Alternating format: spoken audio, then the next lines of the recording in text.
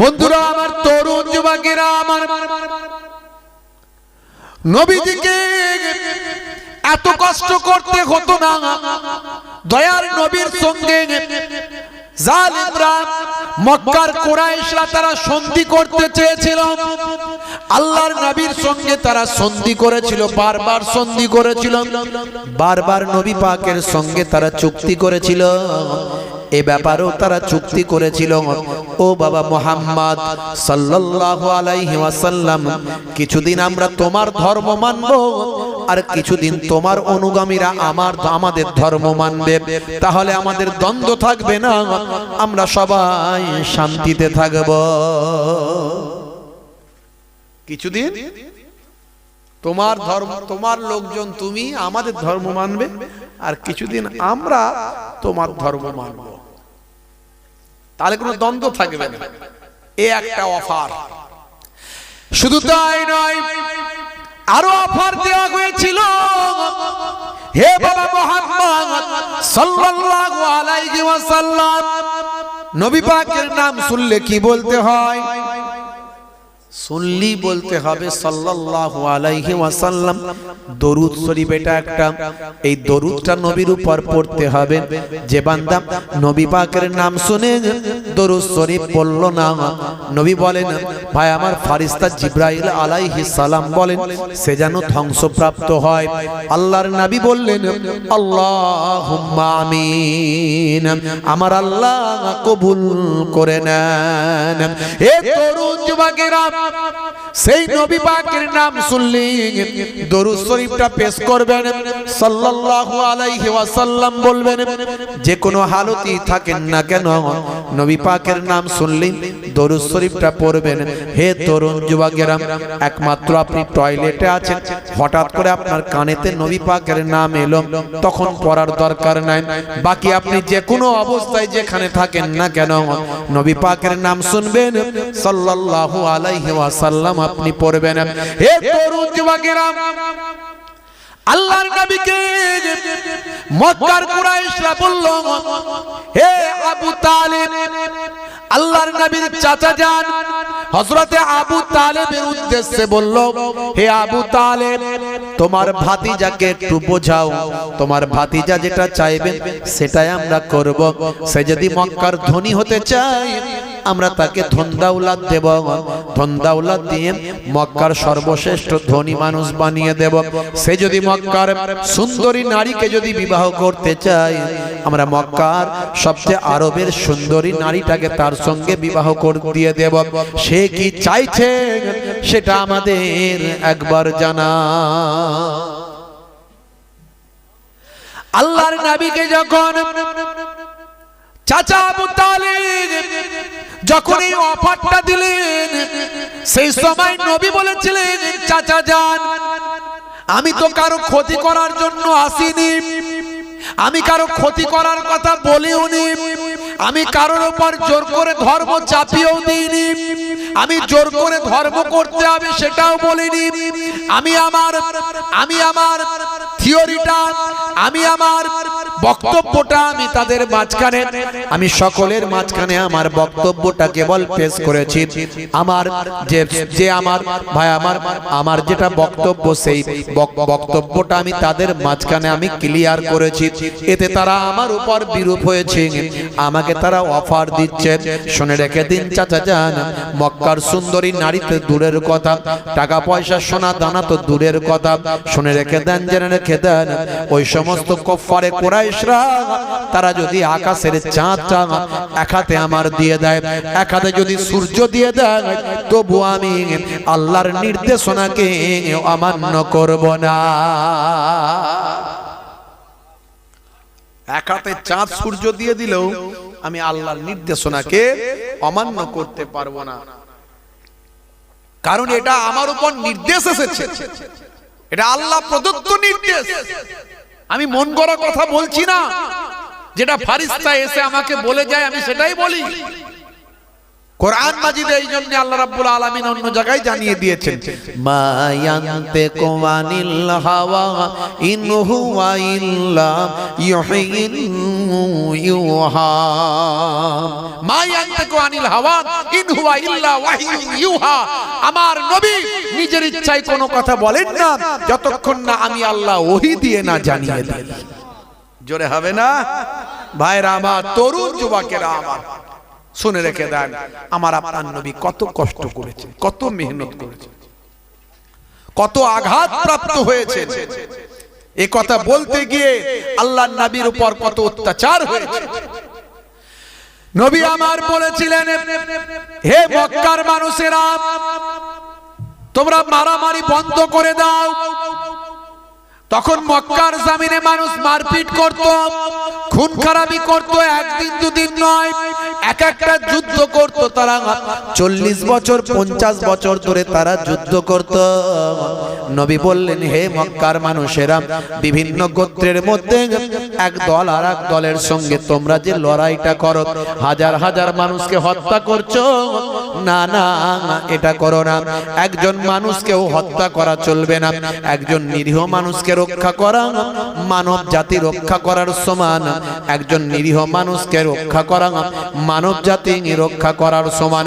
আর একজন নিরীহ মানুষকে হত্যা করা মানব জাতি হত্যা করার সমান।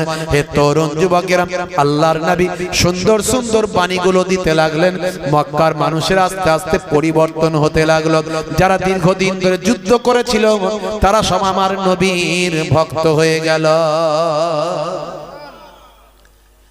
ভাইরা আমার, তরুণ যুবকেরা আমার, যে নবী মুখ দিয়ে হাত দিয়ে কাউকে আঘাত করতে নিষেধ করেছেন, ভালো করে বুঝবেন। আল মুসলিমু মান সালিমাল মুসলিমুনা মিন লিসানিহি ওয়া ইয়াদিহি। হে মুসলমান, তুমি যদি প্রকৃত মুসলমান হও, তুমি তোমার হাতের দ্বারাই মুখের দ্বারাই কোনো ভাইকে কষ্ট দিতে পারবে না।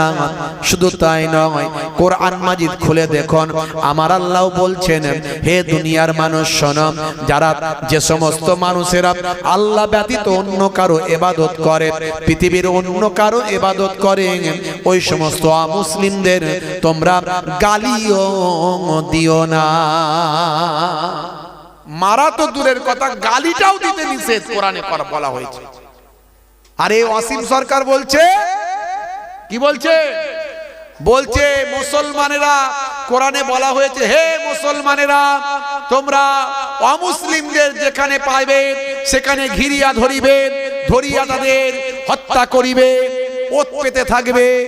এইসব কথাবার্তা বলছে। 9 নম্বর সূরার 5 নম্বর আয়াত মুখস্থ সবাই। কি কথা ঠিক না? হ্যাঁ, 9 নম্বর সূরাটা কি আছে? সূরা তাওবা। কি আছে? সূরা তাওবা 5 নম্বর আয়াত। এই 5 নম্বর আয়াতটা সে বলছে, 4 নম্বরটা বলছে না, 6 নম্বরটা বলছে না। এই 5 নম্বর আয়াতের উত্তর 4 নম্বরে আছে, 6 নম্বরে আছে। জোরে বলুন সুবহানাল্লাহ।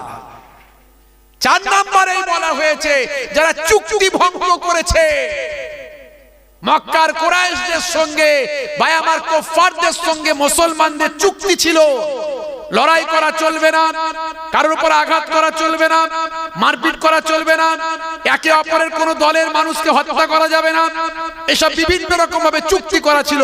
যারা চুক্তি ভঙ্গ করেছে, চুক্তি ভঙ্গ করে যারা তোমাদের হত্যা করেছে, তোমরাও তাদের হত্যা করো। যারা তোমাদেরকে সেখান থেকে তাড়িয়ে দিয়েছে, তোমরাও তাদেরকে তাড়িয়ে দাও। যুদ্ধের বর্ণনা আছে, যুদ্ধের কথা। আচ্ছা বলুন তো, পাকিস্তানের সঙ্গে ভারতের যুদ্ধ হচ্ছে, পাকিস্তান আমাদের ভারতে অ্যাটাক করেছে, আমাদের ভারতের সেনানায়ক, সেনা প্রধান, তিনি কি চুপ করে বসে থাকবেন না? তিনি বলবেন, তারা যখন অ্যাটাক করেছে তোমরাও করো। হ্যাঁ, ওয়াসিম সরকার, তোমাকে তো আমরা বলেছি, চ্যালেঞ্জ করেছি, তুমি যেখানে বসতে চাও আমরা বসতে রাজি। আসলে তুমি তো ধর্মের রাজনীতি করছো, তুমি তো বসবে না, তুমি একটার পর একটা একই কথা বলে যাচ্ছ। আর তোমার উপরে প্রায় 600 খানা এফআইআর হয়েছে, 600 খানা এফআইআর হয়েছে, কিন্তু এফআইআর এ কোনো কাজ হচ্ছে না। তার কারণ এখন রাজনীতিটা অন্য জায়গায় চলে গেছে। বুঝতে পারছেন? এখন আর এফআইআর কিছু কাজ হচ্ছে না, কি বলবো, বুঝতে পারছেন?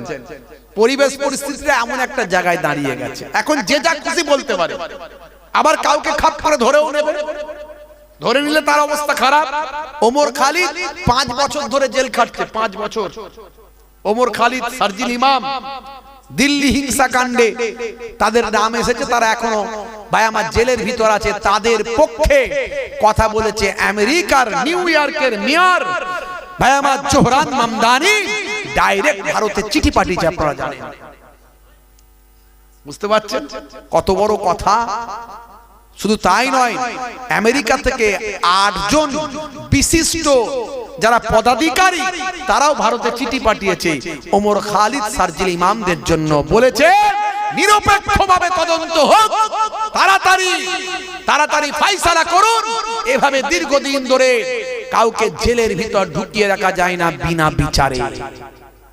হ্যাঁ ভাই আমার, যারা গুণী মানুষ ভালো মানুষ তারা আছে জেলে, যারা অপরাধী ধর্ষকের আসামি তারা ঘুরছে বেলে।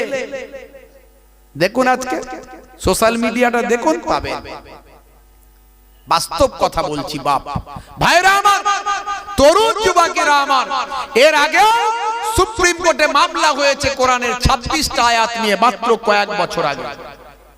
26টা আয়াতের মধ্যে এই আয়াতগুলো ছিল। সুপ্রিম কোর্ট ভালো করেই জানে সব যে কোরআনে কি লেখা আছে, তাই যখনই মামলা হয়েছিল তখন সুপ্রিম কোর্ট বলেছিল, হে ওয়াসিম রেজভি, এটা ওয়াসিম সরকার আর ওটা ওয়াসিম রেজভি, মানে এরাই ওদেরকে দিয়ে করিয়েছিল আর কি মামলাটা। তো মামলায় বলেছিল, হে ওয়াসিম রেজভি, তুমি পৃথিবীর 200 কোটি মানুষ ডাইরেক্ট কোরআনকে ভালোবাসে, আরো কয়েকশো কোটি মানুষ ইনডাইরেক্ট কোরআনকে ভালোবাসে, তো এই এতগুলো মানুষের ভাবাবেগে আঘাত দিয়েছো, তোমাদের যেগুলো কোশ্চেন আছে সেই কোশ্চেনের অ্যানসার কোরআনই আছে। কোরআনে তুমি এখানে যখন ভাবছো যে কাউকে হত্যা করার কথা বলা হয়েছে, তেমন কোরআনে অন্য জায়গায় তার উত্তর দেওয়া হয়েছে, লাকুম দীনুকুম ওয়ালিয়া দীন, তোমার দিন তোমার ধর্ম তোমার কাছে, আমার ধর্ম আমার কাছে। কই এই আয়াতটা তুমি পড়োনি? কোরআনের অন্য জায়গায় বলা হয়েছে লা ইকরাহা ফিদ্দীন, ধর্মে কোনো জবরদস্তি নাই, এই আয়াতটা তুমি পড়োনি?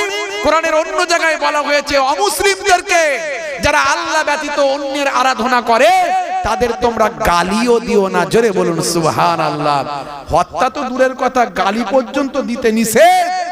চেয়ারটা সরিয়ে দেন, গালি পর্যন্ত দিতে নিষেধ। এই আয়াতটা পড়োনি? সুপ্রিম কোর্টের মহামান্য বিচারপতি বললেন, শোনো, তুমি যে কোরআনের বিরুদ্ধে মামলা করে মানুষের ভাবাবেগে আঘাত করেছো, তার জন্য 50,000 টাকা জরিমানা করা হলো, এরপরে যদি মামলা করো শাস্তি পাবে। বুঝতে পারছেন? আমরা তো বলেছি আপনার এত যদি অবজেকশন থাকে আপনি আবার মামলা করুন, হাইকোর্টে সুপ্রিম কোর্টে মামলা করুন। মামলাও করছেন না, প্রতিদিন বাজে বাজে কথা বলে যাচ্ছেন। 27 জন শয়তান নাকি কোরআন লিখেছে, কি আশ্চর্য কথা বলুন দেখিনি। হ্যাঁ, ছি ছি ছি ছি ছি। বলছেন কোরআন মাজিদ বদরের যুদ্ধের সময় পুরো শেষ। কোথায় লেখা আছে? কি একটা হ্যাট্টি নাকি কার কথা বলছে? ধর বাবু, একটা ঐতিহাসিকের নাম বলছে হ্যাট্টি, আসলে হ্যাট্টি নয়, একে হিট্টি। কিতাবটার নাম হলো, লেখকের নাম হলো একে হিট্টি। বুঝতে পারছেন? তো যাই হোক, সে একটা ঐতিহাসিক, তার কথা, তার আমি ইতিহাস পড়েছি, তার এরকম কোনো কথা লেখা নাই যে বদরের যুদ্ধের সময় আসল কোরআনটা পুরো শেষ, লেখা নাই। তাছাড়াও এটা তো অথেন্টিক নয়, পৃথিবীতে এরকম কোন ইতিহাস পাবেন না। 624 খ্রিস্টাব্দে বদরের যুদ্ধ হয়েছে, আর 632 খ্রিস্টাব্দে প্রফেট তখন বেঁচে আছেন, বিদায় হজ হচ্ছে। যে বিদায় হজের ভাই আমার সেই চিরস্মরণীয় ভাষণ দিয়েছিলেন প্রফেট, শ্রমিকের ঘাম শুকিয়ে যাওয়ার আগে তার পারিশ্রমিক দিয়ে দাও। আজ সেই কথাগুলো পৃথিবীর রাষ্ট্রনায়করা আমার নবীর রেফারেন্সে কথা বলে। সেদিনই বিদায় হজের সময় প্রফেট বলেছিলেন, আরব আর অনারবের মধ্যে কোনো পার্থক্য নয়। তার মানে কে কোন দেশের মানুষ এতে কারো সম্মান বৃদ্ধি হয় না, সম্মান বৃদ্ধি হয় কে সৎ আর কে অনেস্ট কে ভালো কে মন্দ, ভালো মন্দের উপর ভাই আমার মহান স্রষ্টার কাছে তার গুরুত্ব বৃদ্ধি পায়। জোরে বলুন সুবহানাল্লাহ। প্রফেটের এই কথাগুলো সব মানি। সেদিন এই বিদায় হজের সময় কোরআনের আয়াত নাজিল হয়েছিল 632 খ্রিস্টাব্দে। 624 খ্রিস্টাব্দে যদি কোরআন পুরে শেষ হয়ে গেল, তাহলে 632 খ্রিস্টাব্দে আবার কোরআন অবতীর্ণ হলো কেমন করে? এর দ্বারাই তো প্রমাণ হলো তুমি মিথ্যা বলছো। ভাইরা আমার, আল্লাহ নিজে কোরআনে বলছেন নাহানু নাযালনা যিকরান ওয়া ইন্না লাহু লাহাফিজুন। এই কোরআন মাজিদ আমি আল্লাহ নাজিল করেছি, আমি আল্লাহ অবতীর্ণ করেছি। হে তরুণ যুবকেরা, দীর্ঘ 23 বছর ধরে একটু একটু করে স্থান কাল পাত্র বিশেষে বিভিন্ন প্রেক্ষাপটে কোরআন মাজিদ এসেছে। অবস্থার পরিপ্রেক্ষিতে একটু একটু করে কোরআন মাজিদ এসেছে। যখন হে তরুণ যুবকেরা, হে আমার মুরব্বিয়ানেরা, যখন ওই সমস্ত কুফারে কুরাইশরা যারা বলল কিছুদিন আমরা তোমার ধর্ম করব আর কিছুদিন তোমরা আমার ধর্ম করবে, সেই সময় এই সূরাটা আয়াত এই সূরার আয়াতগুলো নাজিল হয়েছিল। কুল ইয়া আইয়ুহাল কাফিরুন লা আ'বুদু মা তা'বুদুন, এই আয়াত নাজিল হয়েছিল। শেষে বলা হয়েছিল লাকুম দীনুকুম ওয়ালিয়া দিন, তোমার দিন তোমার কাছে, তোমার ধর্ম তোমার কাছে, আমার ধর্ম আমার কাছে। এইভাবে দীর্ঘ 23টা বছর ধরে একটু একটু করে আল্লাহর কোরআন অবতীর্ণ হয়েছে। হে তরুণ যুবকেরা, হে আমার বন্ধুরা, হে আমার মুরব্বিয়ানেরা, শুনে রেখে দিন বাবা, জেনে রেখে দেন। হে মুসলমান, একটুখানি লক্ষ্য করুন। এর জন্য আল্লাহ রাব্বুল আলামিন বলছেন আমি আল্লাহ কোরআন মাজিদ নাজিল করেছি, আর এই কোরআন মাজিদ রক্ষার দায়িত্বটা, হেফাজতের দায়িত্বটা আমি আল্লাহ নিজে গ্রহণ করেছি। জোরে হবে না? একজন অমুসলিম হিন্দু ভাই, আমি এই কবিতাটা প্রায় বলি, আপনারা জানেন, অনেকে শুনেছেন। বাংলাদেশের একজন অমুসলিম হিন্দু ভাই, নাম হলো মিস্টার নকুল কুমার বিশ্বাস। তিনি এই ওয়াসিম সরকারদের মতো মানুষদেরকে, ওয়াসিম রেজভিদের মতো মানুষদেরকে বলছে তোমরা যে কোরআনের পেছনে লেগেছো, কোরআন সম্পর্কে তোমাদের কিছু জ্ঞান আছে? হ্যাঁ, ওয়াসিম সরকারের কোয়ালিফিকেশন তো সোশ্যাল মিডিয়ায় ঘুরছে, দেখলাম 4 পাস। একটা 4 পাস লোক আর কতটুকু বুঝবে যে কোরআন মাজিদকে সামনে রেখে বিশাল বিশাল ইনস্টিটিউট তৈরি হয়েছে, বিশাল বিশাল শিক্ষা প্রতিষ্ঠান তৈরি হয়েছে, জামে আজহার তৈরি হয়েছে, দারুল উলুম দেওবন্দ তৈরি হয়েছে, ফুরফুরা ফাতিহা তৈরি হয়েছে, ভাইরা আমার নাদওয়াতুল উলামা তৈরি হয়েছে। কোরআন মাজিদকে আপনি যদি ভালো করে দেখেন, আপনি সায়েন্সের দৃষ্টিকোণ দিয়ে যদি দেখেন, দেখবেন এটা একটা বিজ্ঞানের কিতাব। যদি আপনি দর্শনের দৃষ্টিকোণ দিয়ে দেখেন, দেখবেন এটা একটা ফিলোসফি, একটা দর্শনের কিতাব। হিস্টোরিয়ান যদি আপনি হন, ঐতিহাসিক একজন ইতিহাসের গ্রন্থ দেখবেন।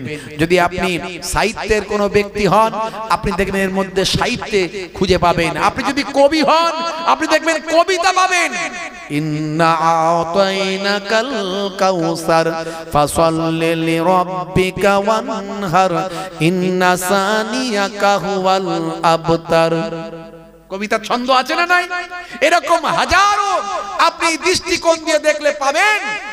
ভাইরা আমার, ইজা শামসু কুবিরাত ওয়া ইজান নুজুমুন কাদারাত ওয়া ইজাল জিবালু সুয়িরাত ওয়া ইজাল ইশারু উত্তিলাত ওয়া ইজাল উহুশু হুশিরাত ওয়া ইজাল বিহারু সুজ্জিরাত ওয়া ইজান নুফুসু যুওয়াজাত ওয়া ইজাল মাউদাতু সুইলাত বিআইয়ি যামবিন কুতিলাত।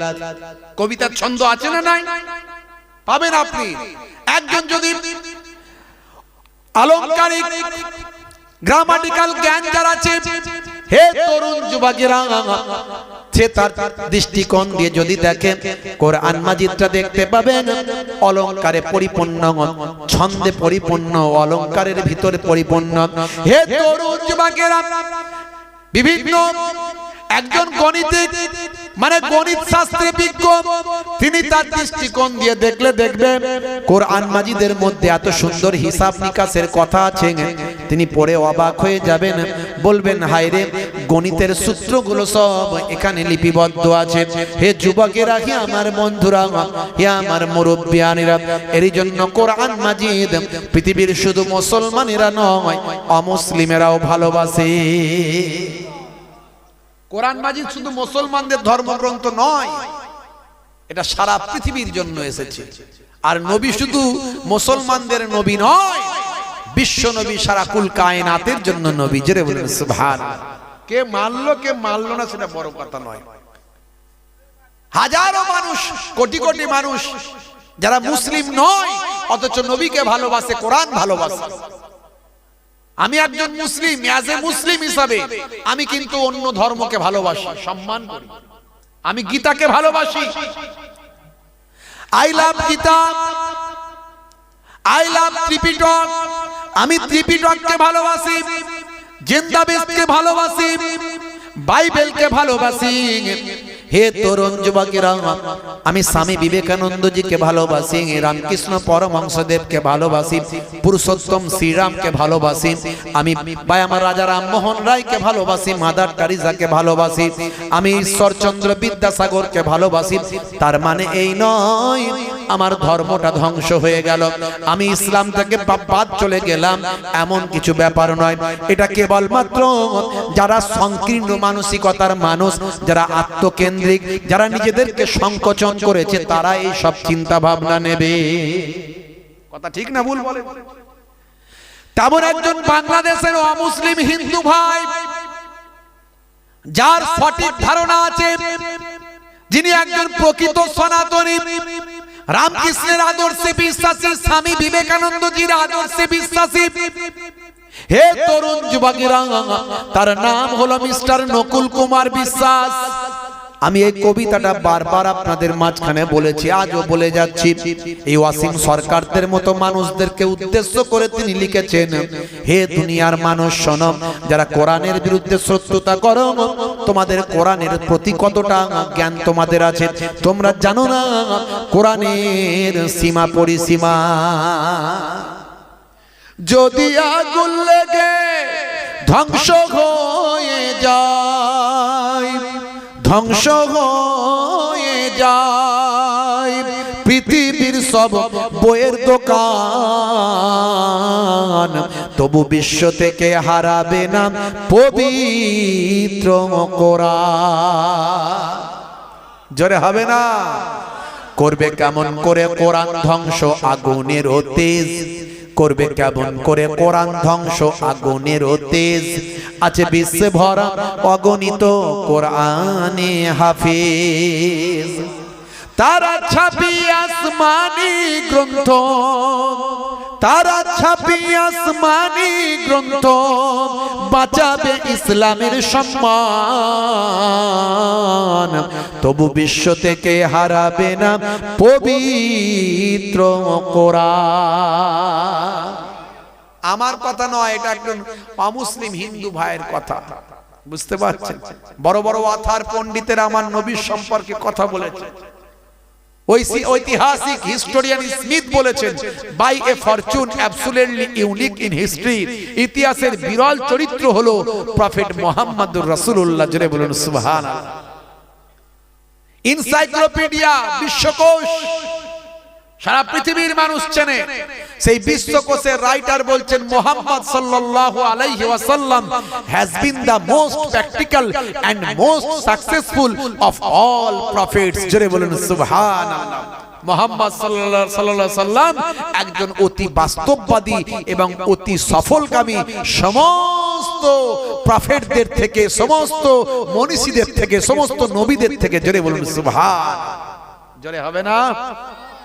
সেই নবীর সম্পর্কে কত Michael heart, Michael H heart, আপনি গুগল সার্চ করুন, পেয়ে যাবেন মাইকেল হার্টের নাম। পৃথিবী বিখ্যাত রাইটার, তিনি একটা গ্রন্থ লিখলেন, গ্রন্থটার নাম হলো দা 100। 100 জন পৃথিবীর সেরা সেরা মনীষীদের নামের তালিকা তৈরি করলেন। তাদের শর্ট বায়োগ্রাফিক্যাল অ্যাকাউন্ট, তাদের শর্ট লাইফ হিস্ট্রি তিনি তুলে ধরলেন তার গ্রন্থে। তিনি চিন্তা করলেন, আমি 1 নম্বরে কার নাম দেব? হে তরুণ যুবকেরা, হে আমার বন্ধুরা, শুনে রেখে দিন বাবা, জেনে রেখে দেন। তিনি চিন্তা করলেন, আমি 1 নম্বরে কার নাম দিয়ে শুরু করব? কারণ সবাই তো পৃথিবীর বা আমার বিখ্যাত বিখ্যাত মনীষী। আমি 100 জন মনীষীর নামের লিস্ট, নামের তালিকা তৈরি করেছি। 1 নম্বরে কার নামটা আমি দেব? হে তরুণ যুবকেরা, হে আমার বন্ধুরা, শুনে রেখে দেন, জেনে রেখে দেন। এমন সময় দেখতে পাওয়া যায় মাইকেল হার্ট চিন্তা করলেন, আমি একজন মানুষের নামের তালিকা একজন মানুষকে দিয়ে শুরু করি, যিনি 1450 বছর আগে পৃথিবীর বুকে এসেছেন, কিন্তু তার বাণীটা আজও পৃথিবীর মানুষের কাছে গ্রহণীয়, আরো আজও পৃথিবীর মানুষের কাছে গ্রান্টেড। আজও পৃথিবীর মানুষ সেগুলো স্মরণ করে। আজও পৃথিবীর মানুষের কাছে বিজ্ঞান আর বাস্তবতা প্রমাণিত। 1450 বছর আগে যিনি এসেছেন, তার একটা কথা আজকে অবৈজ্ঞানিক অবাস্তবিক বলে কেউ প্রমাণ করতে পারে না। এমন মানুষকে আমি পেয়েছি, সেই মানুষটার নাম দিয়ে প্রথম শুরু করি, মাইকেল হার্ট। 100 জন সেরা সেরা মনীষীর নাম লিপিবদ্ধ করেছিলেন দা 100-এ। তার মধ্যে 1 নম্বরে নামটা আছে আপনার আমার নবীর জনাবে মুহাম্মদ সাল্লাল্লাহু আলাইহি ওয়াসাল্লাম। জোরে হবে না? সেই নবী আপনাকে আমাকে সৎ অনেস্ট মানুষ বানানোর জন্য কত কষ্ট করেছেন। হে তরুণ যুবকেরা, ন্যায়কে প্রতিষ্ঠা করার জন্য তারা যখন অন্যায়ের উপর অন্যায়কে সাপোর্ট করছে, ন্যায়কে ধূলিসাৎ করে দিতে চায়, সৎ অনেস্ট নম্রতা, ভদ্রতা, ন্যায়পরায়ণতা এগুলোকে যখন তারা ধ্বংস করতে চায়, তখন আল্লাহর নবীকে রুখে দাঁড়াতে হয়েছে। নবীর সাহাবায়ে কেরামেরা তখন প্রতিরোধ করেছেন। প্রতিরোধ করতে গিয়ে যুদ্ধ হয়েছে। আল্লাহর প্রতি অবিচল বিশ্বাস আর নবীর প্রতি অকুণ্ঠ ভালোবাসা তাদের হৃদয়কে শক্তিশালী করেছে। মুখেতে আল্লাহু আকবারের ধ্বনি, হাতে নিয়েছেন তলোয়ার। এইভাবে তারা লড়াই করেছেন। আল্লাহর ইচ্ছায় তারা অল্প হলেও আল্লাহ তাদের বিজয়টা দান করিয়েছে। কিন্তু ইসলামে কোন যুদ্ধ আগে বেড়ে যুদ্ধ নয়, আগে বেড়ে কোনো যুদ্ধ নাই। প্রত্যেকটা যুদ্ধ হলো প্রতিরোধমূলক যুদ্ধ। জোরে বলুন সুবহান। বন্ধুরা আমার, তরুণ যুবকেরা আমার, হে আমার মুরব্বিয়ানিরা, হে যুবকেরা, শুনে রেখে দিন বাবা, জেনে রেখে দেন। হে মুসলমান, একটু লক্ষ্য করুন।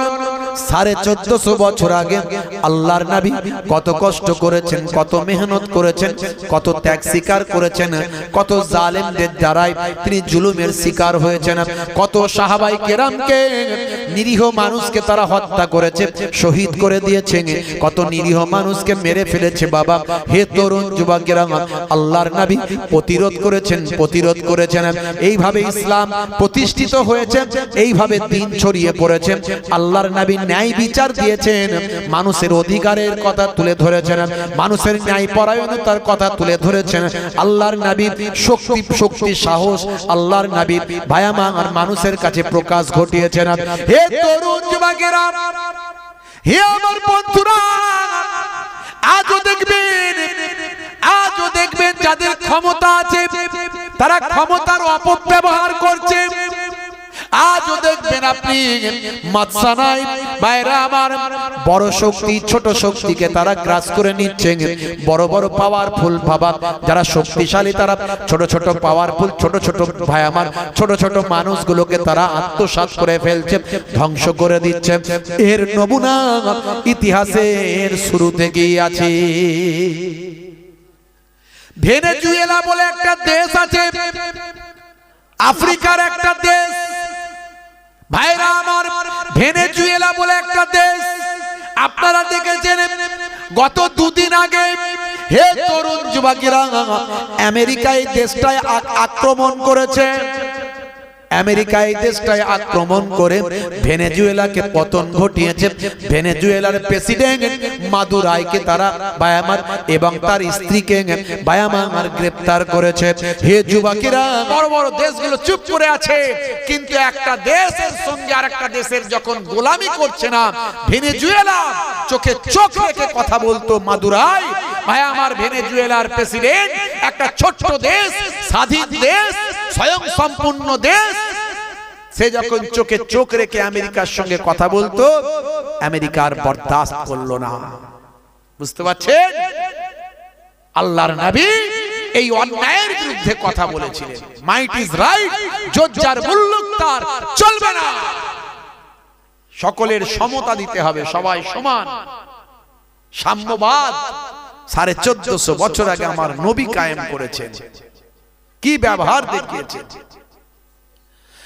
হে তরুণ যুবকেরা, হে আমার বন্ধুরা, পৃথিবীর বড় বড় ওয়াতার পণ্ডিতেরা আল্লাহর নবীর চরিত্রে তারা মুগ্ধ হয়েছে।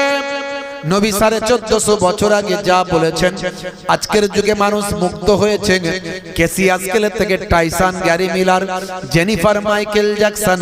হে তরুণ যুবকেরা, মিস্টার ডিউ ডেভিস থেকে মিস্টার ব্রেইন, পৃথিবীর বড় বড় ওয়াতার পণ্ডিতেরা তারা আমার নবীর কথাতে মুগ্ধ হয়েছে। তারা বিশ্ব নবীর চরিত্রে মুগ্ধ হয়েছে। তারা অবাক হয়ে গিয়েছে। তারা দয়ার নবীর শিষ্যত্ব গ্রহণ করেছে। নবী যা বলেছেন সবের মধ্যে বিজ্ঞান আছে, বাস্তবতা আছে। হে তরুণ যুবকেরা, আমার 1450 বছর আগে আল্লাহর নবী বললেন, কুকুর যদি কোনো পাত্রে মুখ দেয়, কোন পাত্র যদি কুকুর চেটে নেয়, মুখ দেয়, খেয়ে নেয়, তাহলে সেই পাত্রটাকে 7 বার মাটি দিয়ে তোমরা ধুয়ে নাও। মাটি দিয়ে মেজে নিয়ে 7 বার তোমরা ধুয়ে নাও। হে তরুণ যুবকেরা, সায়েন্স পরীক্ষা করে দেখলো নবী যা বলেছেন সবের মধ্যে বাস্তবতা আছে, সবের মধ্যে বিজ্ঞান আছে।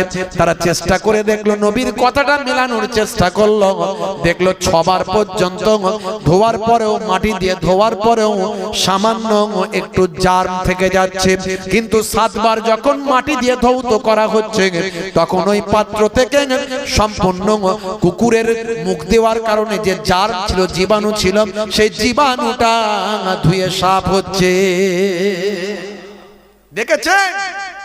কারণ নবীর কথা মিলে যায়। তার কারণ হলো নবী নিজের ইচ্ছায় কোনো কথা বলেন না। 1450 বছর আগে নবী বলেছেন, যদি কোনো পাত্রে মাছি লেগে যায়, মাছি পড়ে যায়, ওই মাছিটাকে পুরো ডুবিয়ে নাও। মানে ওই মাছিটাকে পুরো ডুবিয়ে নাও। দেখছেন এসব কথা কোথায় পাবেন? কোন মহাপুরুষ বলেছে আমাকে বলুন? কোন মহাপুরুষ বলেছে? এই জন্যই বলা হয়েছে Islam is a complete code of life. ইসলাম হলো আপনার পরিপূর্ণ জীবন ব্যবস্থা। কেমন করে খাবেন, কেমন হাসবেন, কেমন শোবেন, কেমন বসবেন, পেচ্ছাপটা কেমন ভাবে করবেন, পায়খানায় কেমন ভাবে যাবেন, কিভাবে ধৌত করবেন, কিভাবে পেচ্ছাপ করে পবিত্র হবেন, কিভাবে কাপড় ধোবেন, কিভাবে জামা কাপড় পরবেন, কিভাবে মাথাটা আঁচড়াবেন, হাদিসের মধ্যে পাবেন বাবু তারাজ্জুল। বাবু তারাজ্জুল অর্থাৎ মাথা আঁচড়ানোর অধ্যায়। নবী সেটাও বলেছেন কোন দিক থেকে আঁচড়াবে, কিভাবে আঁচড়াবে, সব নবী জানিয়েছেন। জোরে বলুন সুবহানাল্লাহ। মাছি যদি কোন পাত্রে পড়ে যায়, নবী বলছেন পুরো মাছিটাকে ভালো করে ডুবিয়ে নিয়ে তুলে নাও, যদি ওই পাত্রের তোমাকে খাবারটা খেতে হয়। সায়েন্স বলল দেখি তো কি আছে। 1450 বছর পার হয়ে গেল। নবী যখন কথাগুলো বলেছিলেন তখন কোন সায়েন্স ছিল না, কোনো বিজ্ঞান ছিল না, কোনো প্যাথোলজি ছিল না, কোনো বাবা কোনো যন্ত্রপাতি ছিল না, স্টেথোস্কোপ, ব্যারোমিটার, থার্মোমিটার, মাইক্রোস্কোপ, অনুবীক্ষণ যন্ত্র ছিল না।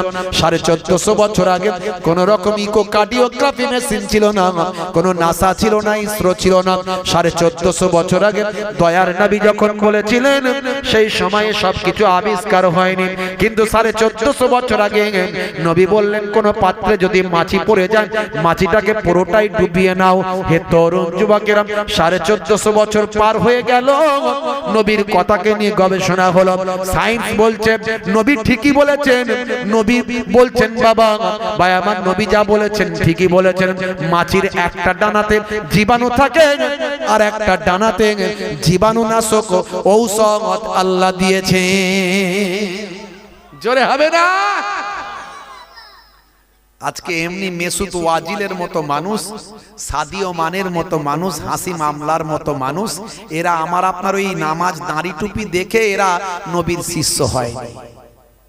আমাদের তো মুসলমান 100 জনের মধ্যে 5 ওয়াক্ত নামাজ মনে হয় 90 জন পড়ে না। আমি কি কথাটা ভুল বলছি ভাই? হ্যাঁ বলে। ইমাম সাহেবকে জিজ্ঞাসা করেন ফজরের নামাজে কজন, বলছে আমি আর মুয়াজ্জিন 2 জন। বুঝতে পারছেন? কতগুলো বুড়ো মানুষ, মুরব্বী মানুষ আসে হুজুর, কিন্তু যা ঠান্ডা পড়েছে তারা আবার হাঁপানি কাশানি রুগী সব, তারা আর আসতে পারে না, ঘরেই পড়ে। হ্যাঁ, আর যুবক ছেলেরা কোনটা দিয়ে আজান হয় আর কোনটা দিয়ে যায় ওরা টেরই পায় না, খবরই পায় না।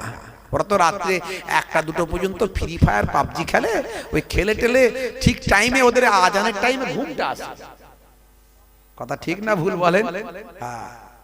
তাহলে আমাদেরকে দেখে নিশ্চয় কেসিয়া স্কেলের মতো বিশ্ব হেভিওয়েট 3 বার চ্যাম্পিয়ন, পৃথিবী বিখ্যাত মানুষ মাইকেল জ্যাকসন, পপ তারকা, যিনি মারা যাওয়ার পরে গুগলে এত সার্চ হয়েছিল মাইকেল জ্যাকসনকে নিয়ে যে গুগলের সার্ভার পৃথিবী থেকে 4 ঘন্টার জন্য হারিয়ে গিয়েছিল, গুগল খুঁজে পাওয়া যায় না পৃথিবীতে।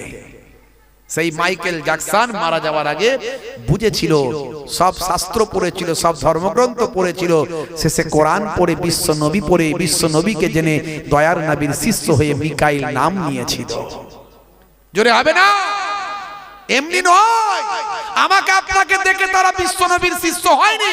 যদি আমাকে আপনাকে দেখতো তারা আমার আপনার থেকে ইসলাম থেকে দূরে সরে চলে যেত। এখন আমার অমুসলিম হিন্দু খ্রিস্টান জৈন বৌদ্ধ আমাদেরকে দেখে আর দেখে বলে এই হলো মুসলিম, দেখো এই হলো মুসলিম। না নামাজ পড়ে, না ভালো কাজ করে, না সত্য কথা বলে, না ভালো ভালো কাজ করে, ভাই আলছেটে বাড়াচ্ছে, ওজনে ঠকাচ্ছে, 2 নম্বরই করছে, চিটিংবাজি করছে, তাস খেলছে, জুয়া খেলছে, পেচ্ছাপ করে পবিত্র হয়নি, আর কত রকমের অন্যায় যে করছে তার কোনো ঠিক নাই। এই আমাদেরকে দেখে এখনকার সমাজের হিন্দু খ্রিস্টান জৈন বৌদ্ধ বলে এই হলো মুসলিম। আসলে ঠিকই বলেছে, এটা মুসলিম, এটা মুসলিম নয়, এটা মুসলিম নয়, এটা মুসলিম, এটা মুসলমান, এটা মুসলমান নয়। ঠিকই বলেছে, এটা মুসলমান। যদি মুসলমান দেখতে হয় তাহলে বই পড়তে হবে, আবু বকর সিদ্দিককে দেখতে হবে, ওমর ফারুককে দেখতে হবে, হযরত আলীর জীবনী পড়তে হবে, হযরত শেরে খোদার কথা পড়তে, শেরে খোদা আলীর কথা পড়তে হবে, হযরত খাজা গরিব নওয়াজের জীবনী জানতে হবে, পীর আবু বকর সিদ্দিকের জীবনী জানতে হবে। ওরা হচ্ছে মুসলমান। তা বলে আমি সবাইকে খারাপ বলছি তা নয়, এমন সমাজে অনেক ভালো মানুষ আছেন, নাই তা নয়। ভাইরা আমার, তরুণ যুবকেরা, হে তরুণ যুবকেরা, হে আমার বন্ধুরা, শুনে রেখে দিন বাবা, জেনে রেখে দেন, হে মুসলমান, আমার আপনার নবী কতটা কষ্ট করেছেন এই সততা, নম্রতা, ভদ্রতা, এই ন্যায়পরায়ণতা, এই ভাই আমার অন্যায়ের বিরুদ্ধে ভাই আমার রুখে দাঁড়ানো, অন্যায়ের বিরুদ্ধে প্রতিবাদ করা, সারা পৃথিবীর মানুষকে শান্তি বজায় রাখা, একটা সৎ অনেস্ট একটা মানুষের জীবন চরিত্র তৈরি করা, এই ভাই আমার পৃথিবীর মানুষকে শান্ত রাখা, এর জন্য নবী আমার কতটা ত্যাগ স্বীকার করেছেন। আপনার মাথায় ঢুকিয়ে দিয়েছে মিডিয়া, এই মুসলমানরাই তো সবচেয়ে খারাপ কাজ করছে, অন্যায় কাজ করছে। হ্যাঁ, ঢুকিয়ে দিয়েছে না, দেয়নি? বলছে তত অন্যায় নাকি মুসলমান লিপ্ত। হ্যাঁ, কিছু অন্যায় লিপ্ত আছে যারা ওই মুসলমান নয়, ওরা মুসলমান, ওরা কিছু অন্যায় করছে। কিন্তু সব অন্যায় মুসলমানরাও করে না। পৃথিবীতে সবচেয়ে বেশি হত্যাকারীদের তালিকা যদি দেখেন মুসলমানদের নাম পাবেন না। এই ভারতবর্ষে তো মোগলরা আপনার ওই কি বলে সুলতানরা রাজত্ব করেছে প্রায় 800 বছর, কম বেশি 800 বছর রাজত্ব করেছে, কিন্তু আপনি তালিকায় পাবেন না লক্ষ লক্ষ মানুষকে হত্যাকারীদের তালিকায় এই মোগল সুলতানদের নাম পাবেন না। তারাও যুদ্ধ করেছে, মানুষকে বাঁচিয়ে রাখার চেষ্টা করেছে, যুদ্ধ করেছে, যুদ্ধের ময়দানে যুদ্ধে লড়াই করে সুকৌশলে জেতার চেষ্টা করেছে। কিন্তু হিটলারকে আপনি যদি দেখেন, হিটলারের ইতিহাস যদি পড়েন দেখবেন লক্ষ লক্ষ মানুষকে হত্যা করেছে। মুসোলিনি আপনি যদি পড়েন মুসোলিনির কথা পাবেন আপনি। আপনি মাও সেতুংয়ের কথা যদি পড়েন পাবেন আপনি। আপনি যদি সেখানে পান, আপনি যদি পড়েন, আপনি সেখানে সম্রাট অশোকের কথা যদি পড়েন দেখবেন লক্ষ লক্ষ মানুষ তাদের দ্বারা হত্যা হয়েছে। এরকম পৃথিবীতে অনেক আছে, কিন্তু মুসলমানের নাম আপনি সেভাবে পাবেন না। আপনি ভাই আমার ওই যে কি বলবো আরো সব অনেক চেঙ্গিস খান থেকে শুরু করে আরো অনেক আছে, এরা কেউ মুসলমান ছিল না। এই ভারতবর্ষের ইতিহাস থেকে দেখুন আপনি, গান্ধীজিকে যে হত্যা করেছে মুসলমান নয়, নেতাজিকে যে মারার চেষ্টা করেছে মুসলমান নয়, আপনি ইন্দিরা গান্ধীকে যে হত্যা করেছে মেরে ফেলেছে মুসলমান নয়, রাজীব গান্ধীকে যে মেরেছে মুসলমান নয়। দেখুন আপনি, বরং নেতাজিকে বাঁচানোর জন্য যে গুলি খেয়েছে তার নাম হলো কর্নেল নিজামউদ্দিন, সে একজন মুসলমান। মুসলমানদের ইতিহাস দেখবেন আপনি ভালো করে খোলা মন দিয়ে পড়বেন, এদের মধ্যে যারা সত্যিকারের মুসলমান এরা দেশের জন্য নিজেদের জীবনকে উৎসর্গ করেছে। আজও ইন্ডিয়া গেটে গিয়ে দেখবেন 93,000 স্বাধীনতা সংগ্রামীদের নাম লেখা আছে যারা দেশের জন্য জীবন উৎসর্গ করেছে। তার মধ্যে ভাই আমার কিছু কম বেশি 63,000 মুসলমানের নাম আছে, সবচেয়ে বেশি মুসলমানের নাম আছে, জোরে বলুন সুবহানাল্লাহ। এই মুসলমানদের দেশপ্রেম নবী শিখিয়েছে। হুব্বুল ওয়াতানে মিনাল ঈমান, দেশপ্রেম হলো ঈমানের অঙ্গ। আমরা এগুলো ভালো করে বলতে পারি না, আমাদের ছেলেরা বলতে পারে না, কারণ শিক্ষা দীক্ষা একটু কম। আগের থেকে বেড়েছে কিন্তু শিক্ষা দীক্ষা একটু কম, আমরা ভালো করে ফেনিয়ে ফুনিয়ে বলতে পারি না, বুঝতে পারছেন? বলতে হবে বাবা। সোশ্যাল মিডিয়াকে ওই শুধু ফ্রি ফায়ার আর পাবজি খেলে সময় কাটালে হবে না, সোশ্যাল মিডিয়ায় এগুলো লিখতে হবে, গণতান্ত্রিক পদ্ধতিতে সংবিধানকে মান্যতা দিয়ে সুন্দরভাবে পোলাইট ভাষায় বুদ্ধিমত্তার সঙ্গে ভালো করে মানুষের কাছে পৌঁছাতে হবে। কোনো গাল মন্দ খারাপ অশ্লীলতা এইভাবে কোনোদিন জয় হয় না।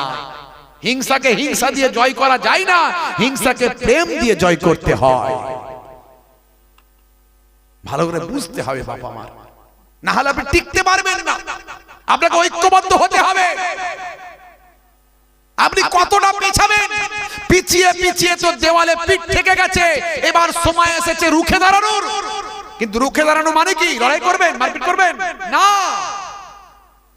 একত্রিত হবেন, ঐক্যবদ্ধ থাকবেন, অন্যায়ের বিরুদ্ধে কথা বলবেন, আপনার কলম দিয়ে কাজ করবেন। আইন আছে, প্রশাসন আছে, কোর্ট আছে, পুলিশ আছে, থানা আছে।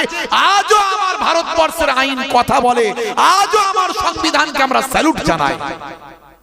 আছে, অত সহজ নয়, এখনো ধ্বংস হয়ে যায় বন্ধুরা আমার। তাই আপনাদেরকে সম্মিলিত হবে, ঐক্যবদ্ধ হতে হবে, নাহলে পিছিয়ে পিছিয়ে দেওয়ালে পিঠ থেকে গেছে। আপনার ঘরের সন্তানকে দেখলি তো ভাই আমার কুটুক্তি, তাচ্ছিল্য, বাঁকা চোখে তাকানো করছে কিছু মানুষ। ওটা কিছু মানুষ, সবাই খারাপ নয়। লড়াইটা তো হিন্দু মুসলমানের লড়াই নয়, লড়াইটা হলো গণতন্ত্রকে বাঁচানোর লড়াই। কিছু মানুষ চেষ্টা করছে এটাকে হিন্দু মুসলমানের লড়াই রূপ দেওয়ার, কিন্তু মাথায় রাখবেন 26,000 যে চাকরি গেল তার মধ্যে সবচেয়ে বেশি হিন্দুদের চাকরি গেছে। উত্তরপ্রদেশে 69,000 যে চাকরি গেল এটা সবচেয়ে বেশি হিন্দুদের চাকরি গেছে। যত ক্ষতি হচ্ছে আজকে দেখুন, এই যে পুলওয়ামা যে যত আমাদের দেশের বীর জওয়ানরা মারা গেল তার মধ্যে সবচেয়ে বেশি হিন্দু সম্প্রদায়ের মানুষ ছিলেন, আমাদের দেশের সৈনিক ছিলেন। ক্ষতি কিন্তু সবচেয়ে বেশি ঠান্ডা মাথায় দেখলে দেখবেন আমার হিন্দু ভাইদের হচ্ছে। কিন্তু এক শ্রেণীর মানুষ রাজনীতি করে সব গুলিয়ে দিয়ে হিন্দু মুসলমানের লড়াইয়ে পরিণত করছে।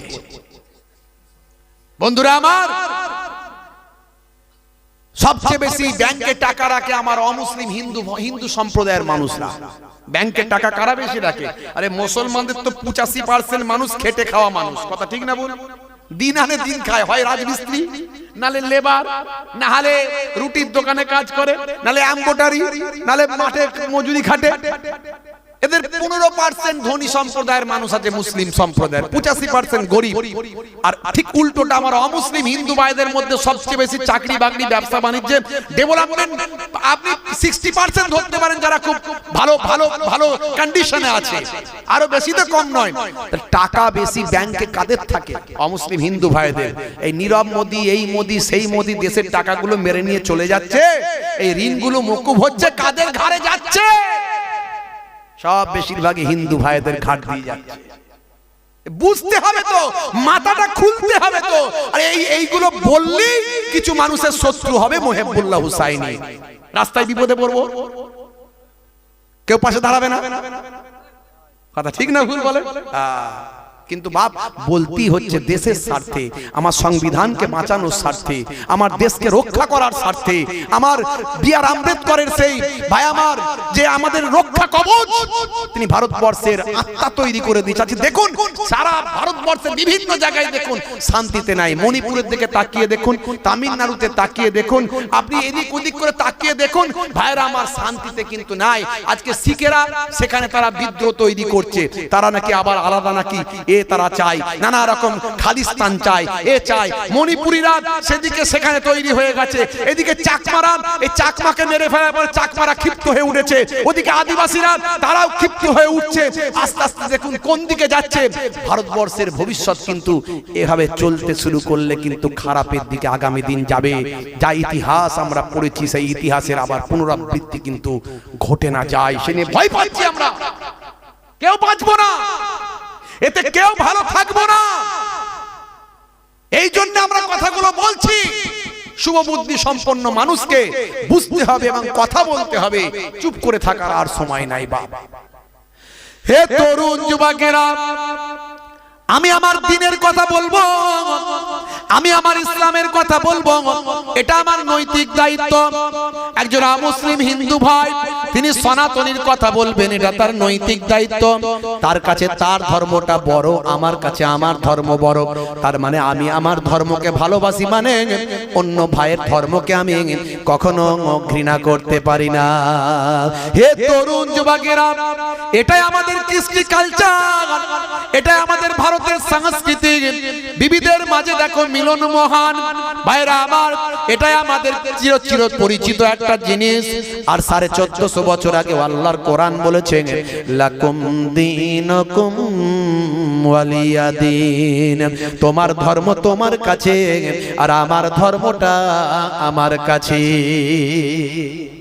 যখন মক্কার কুরাইশরা, কুফারেরা, এই অসীম সরকার বলছে যে অমুসলিমদেরকে যেখানে পাইবা সেখানেই হত্যা করিবা, এই যে বলছে না, এটা আসলে তখনকার প্রেক্ষাপটে যাদের সঙ্গে সন্ধি চুক্তি হয়েছিল, চুক্তি অমান্য করে যারা মুসলমানদের হত্যা করেছিল, তখন আল্লাহ নির্দেশ দিচ্ছেন যারা তোমাদের হত্যা করেছে তোমরা তাদের যেখানে পাইবা সেখানে হত্যা করিবা।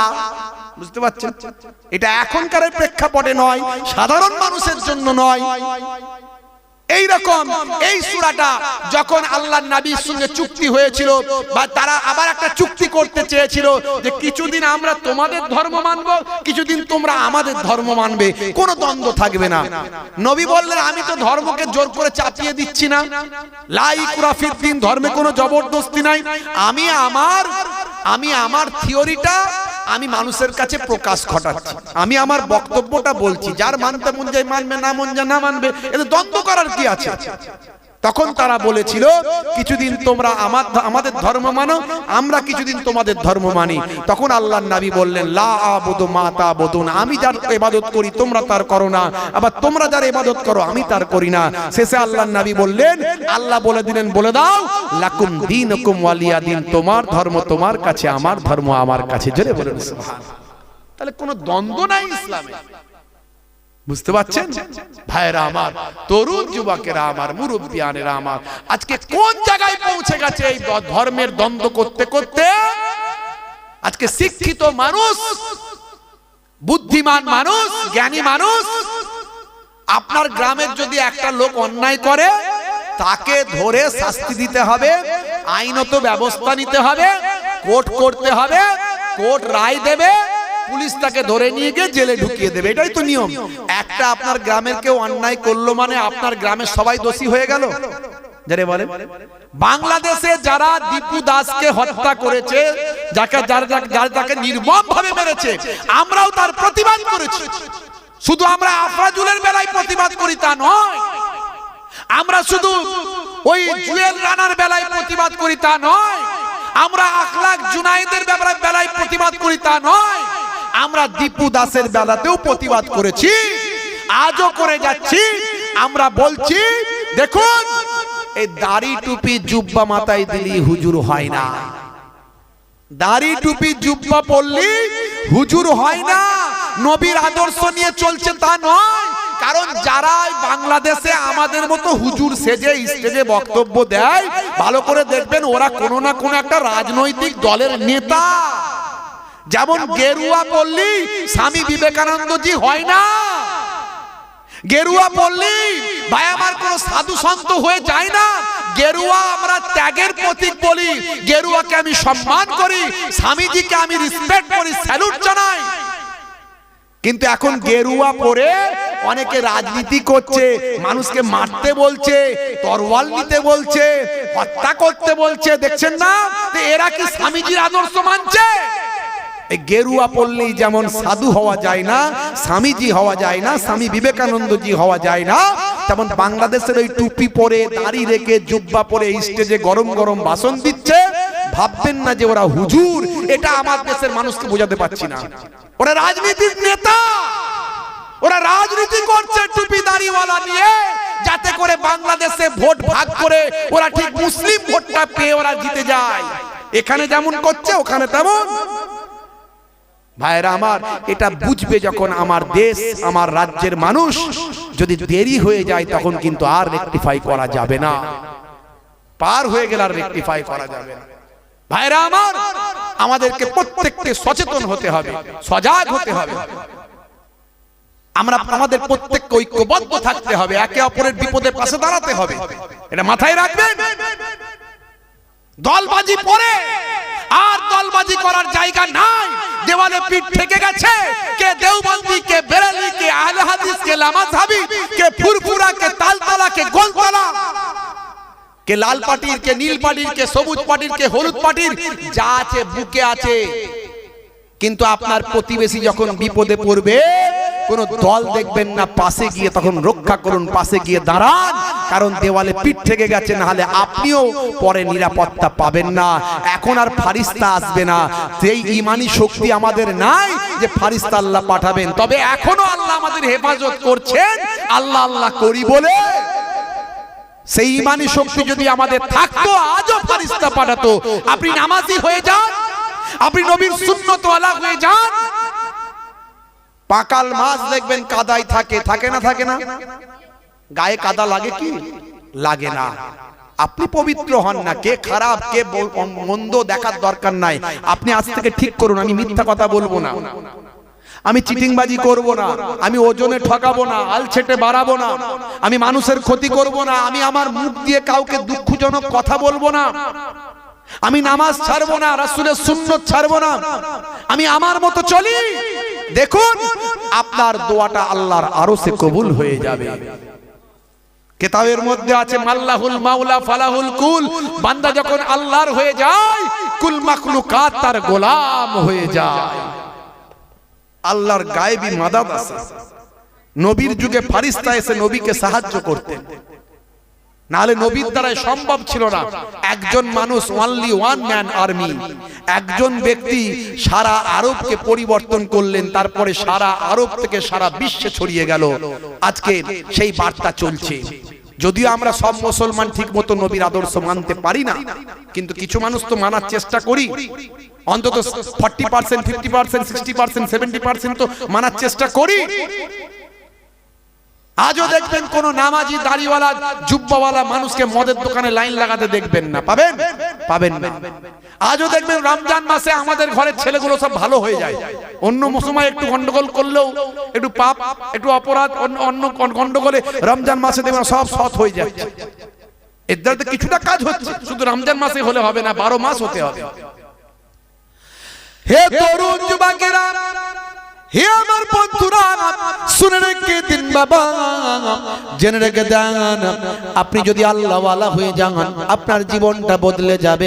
হে তরুণ যুবকেরা, হে আমার মুরব্বিয়ানেরা, শুনে রেখে দিন বাবা, জেনে রেখে দিন বাবা, এটা আমাদের নবীর কাছ থেকে পাওয়া। নবীর যারা প্রকৃত অনুসারী হবে আমার আল্লাহ গায়েবী মাদাদ তাদেরকেও দেবেন। হে যুবকেরা, এক সময় দেখা যায় ভাইরা আমার, তরুণ যুবকেরা মদিনা শরীফকে ধ্বংস করার চক্রান্ত করছে।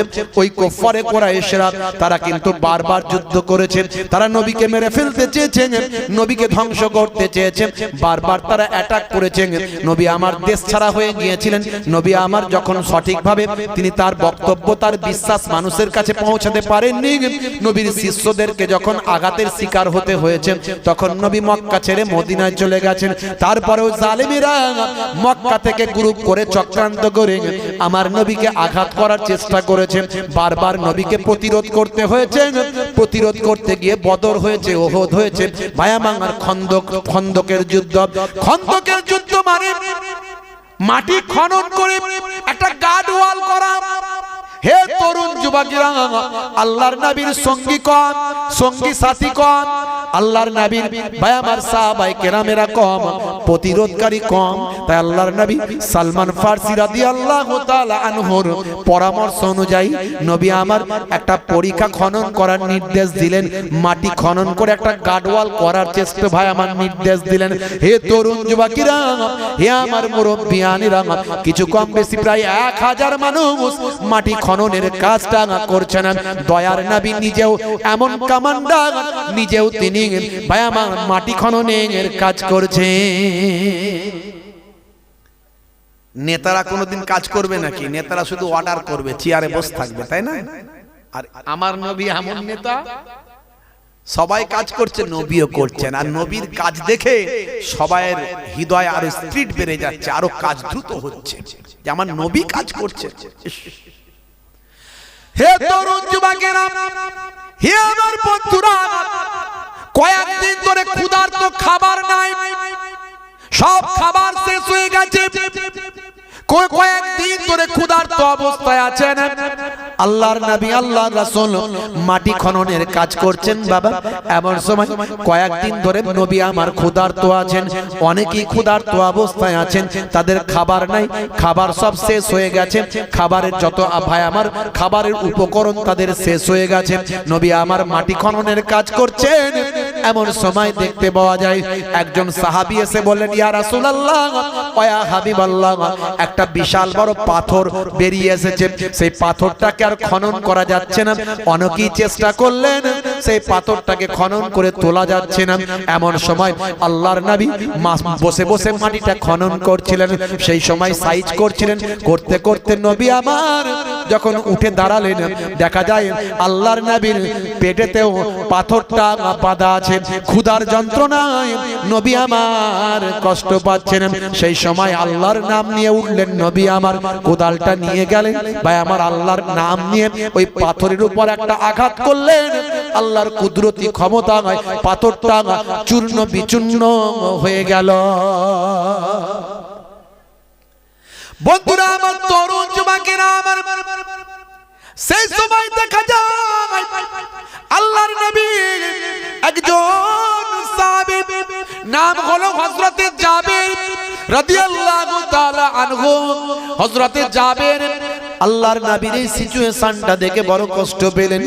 আরে আমার নবী কয়েকদিন থেকে ক্ষুধার্ত অবস্থায় আছেন, নবীরা পেটেতে পাথর বাঁধা আছে ক্ষুধা যন্ত্রণা নিবারণের জন্য। আরে আমার নবী এত কষ্ট পাবেন, আর আমি জাবের কেমন করে এখানে থাকতে পারি? সঙ্গে সঙ্গে আল্লাহর নবীর ফলোয়ার, আল্লাহর নবীর সঙ্গী, আল্লাহর নবীর প্রেমিক, নবীর সাহাবী বাবা ছুটতে ছুটতে নিজের বাড়িতে গেলেন। স্ত্রীকে বললেন, হে আমার প্রিয়তমা, বাড়িতে কোনো খাবার কি আছে? আছে বলো, বাড়িতে কোনো খাবার কি কিছু আছে? যে অবস্থা আমি আজকে দেখেছি সেই অবস্থায় আমি কেমন করে থাকতে পারি, কেমন করে টিকতে পারি? আমার দয়ার নবী পেটেতে পাথর বেঁধে কাজ করছেন। আহারে, সেই অবস্থা দেখে আমি আর সহ্য করতে পারি না। ও আমার প্রিয়তমা বলো, বাড়িতে কোনো খাবার আছে কি? সেই সময় ভাই আমার হযরতে জাবেরের স্ত্রী বললেন, ও আমার প্রিয়তম স্বামী, সামান্য কিছু জবের আটা, সামান্য কিছু জবের আটা আছে, আর একটা ছোট্ট ছাগল আছে, ওই একটা ছোট্ট ছাগল আছে আর সামান্য জবের আটা আছে। এমন সময় হযরতে জাবের বললেন, হে আমার প্রিয়তমা স্ত্রী, তুমি ওই একটা জবের আটা, সামান্য জবের আটা থেকে রুটি বানাতে শুরু করো, আর ওই একটা ছাগলকে তুমি গোশত তৈরি করে তরকারি তৈরি করে ফেলো। আমি আমার নবীকে এখনই নিয়ে আসবো, নিয়ে এসে আমার নবীকে একটু মেহমানদারি করব। স্ত্রী বলল, হুজুর, হে আমার প্রিয়তম স্বামী, শোনেন, নবী আসবেন ঠিক আছে, নবীর সঙ্গে আর দু একজন হলে ঠিক আছে, কিন্তু ওখানে তো শুনছি অনেক মানুষ, হ্যাঁ, ওখানে তো অনেক মানুষ, দেখবেন বেশি জন যদি চলে আসে লজ্জায় মুখ রাখতে পারবো না, লজ্জায় মুখ রাখতে পারবো না। এই এত মানুষ যদি চলে আসে, সামান্য খাবার কার গালে দেবেন?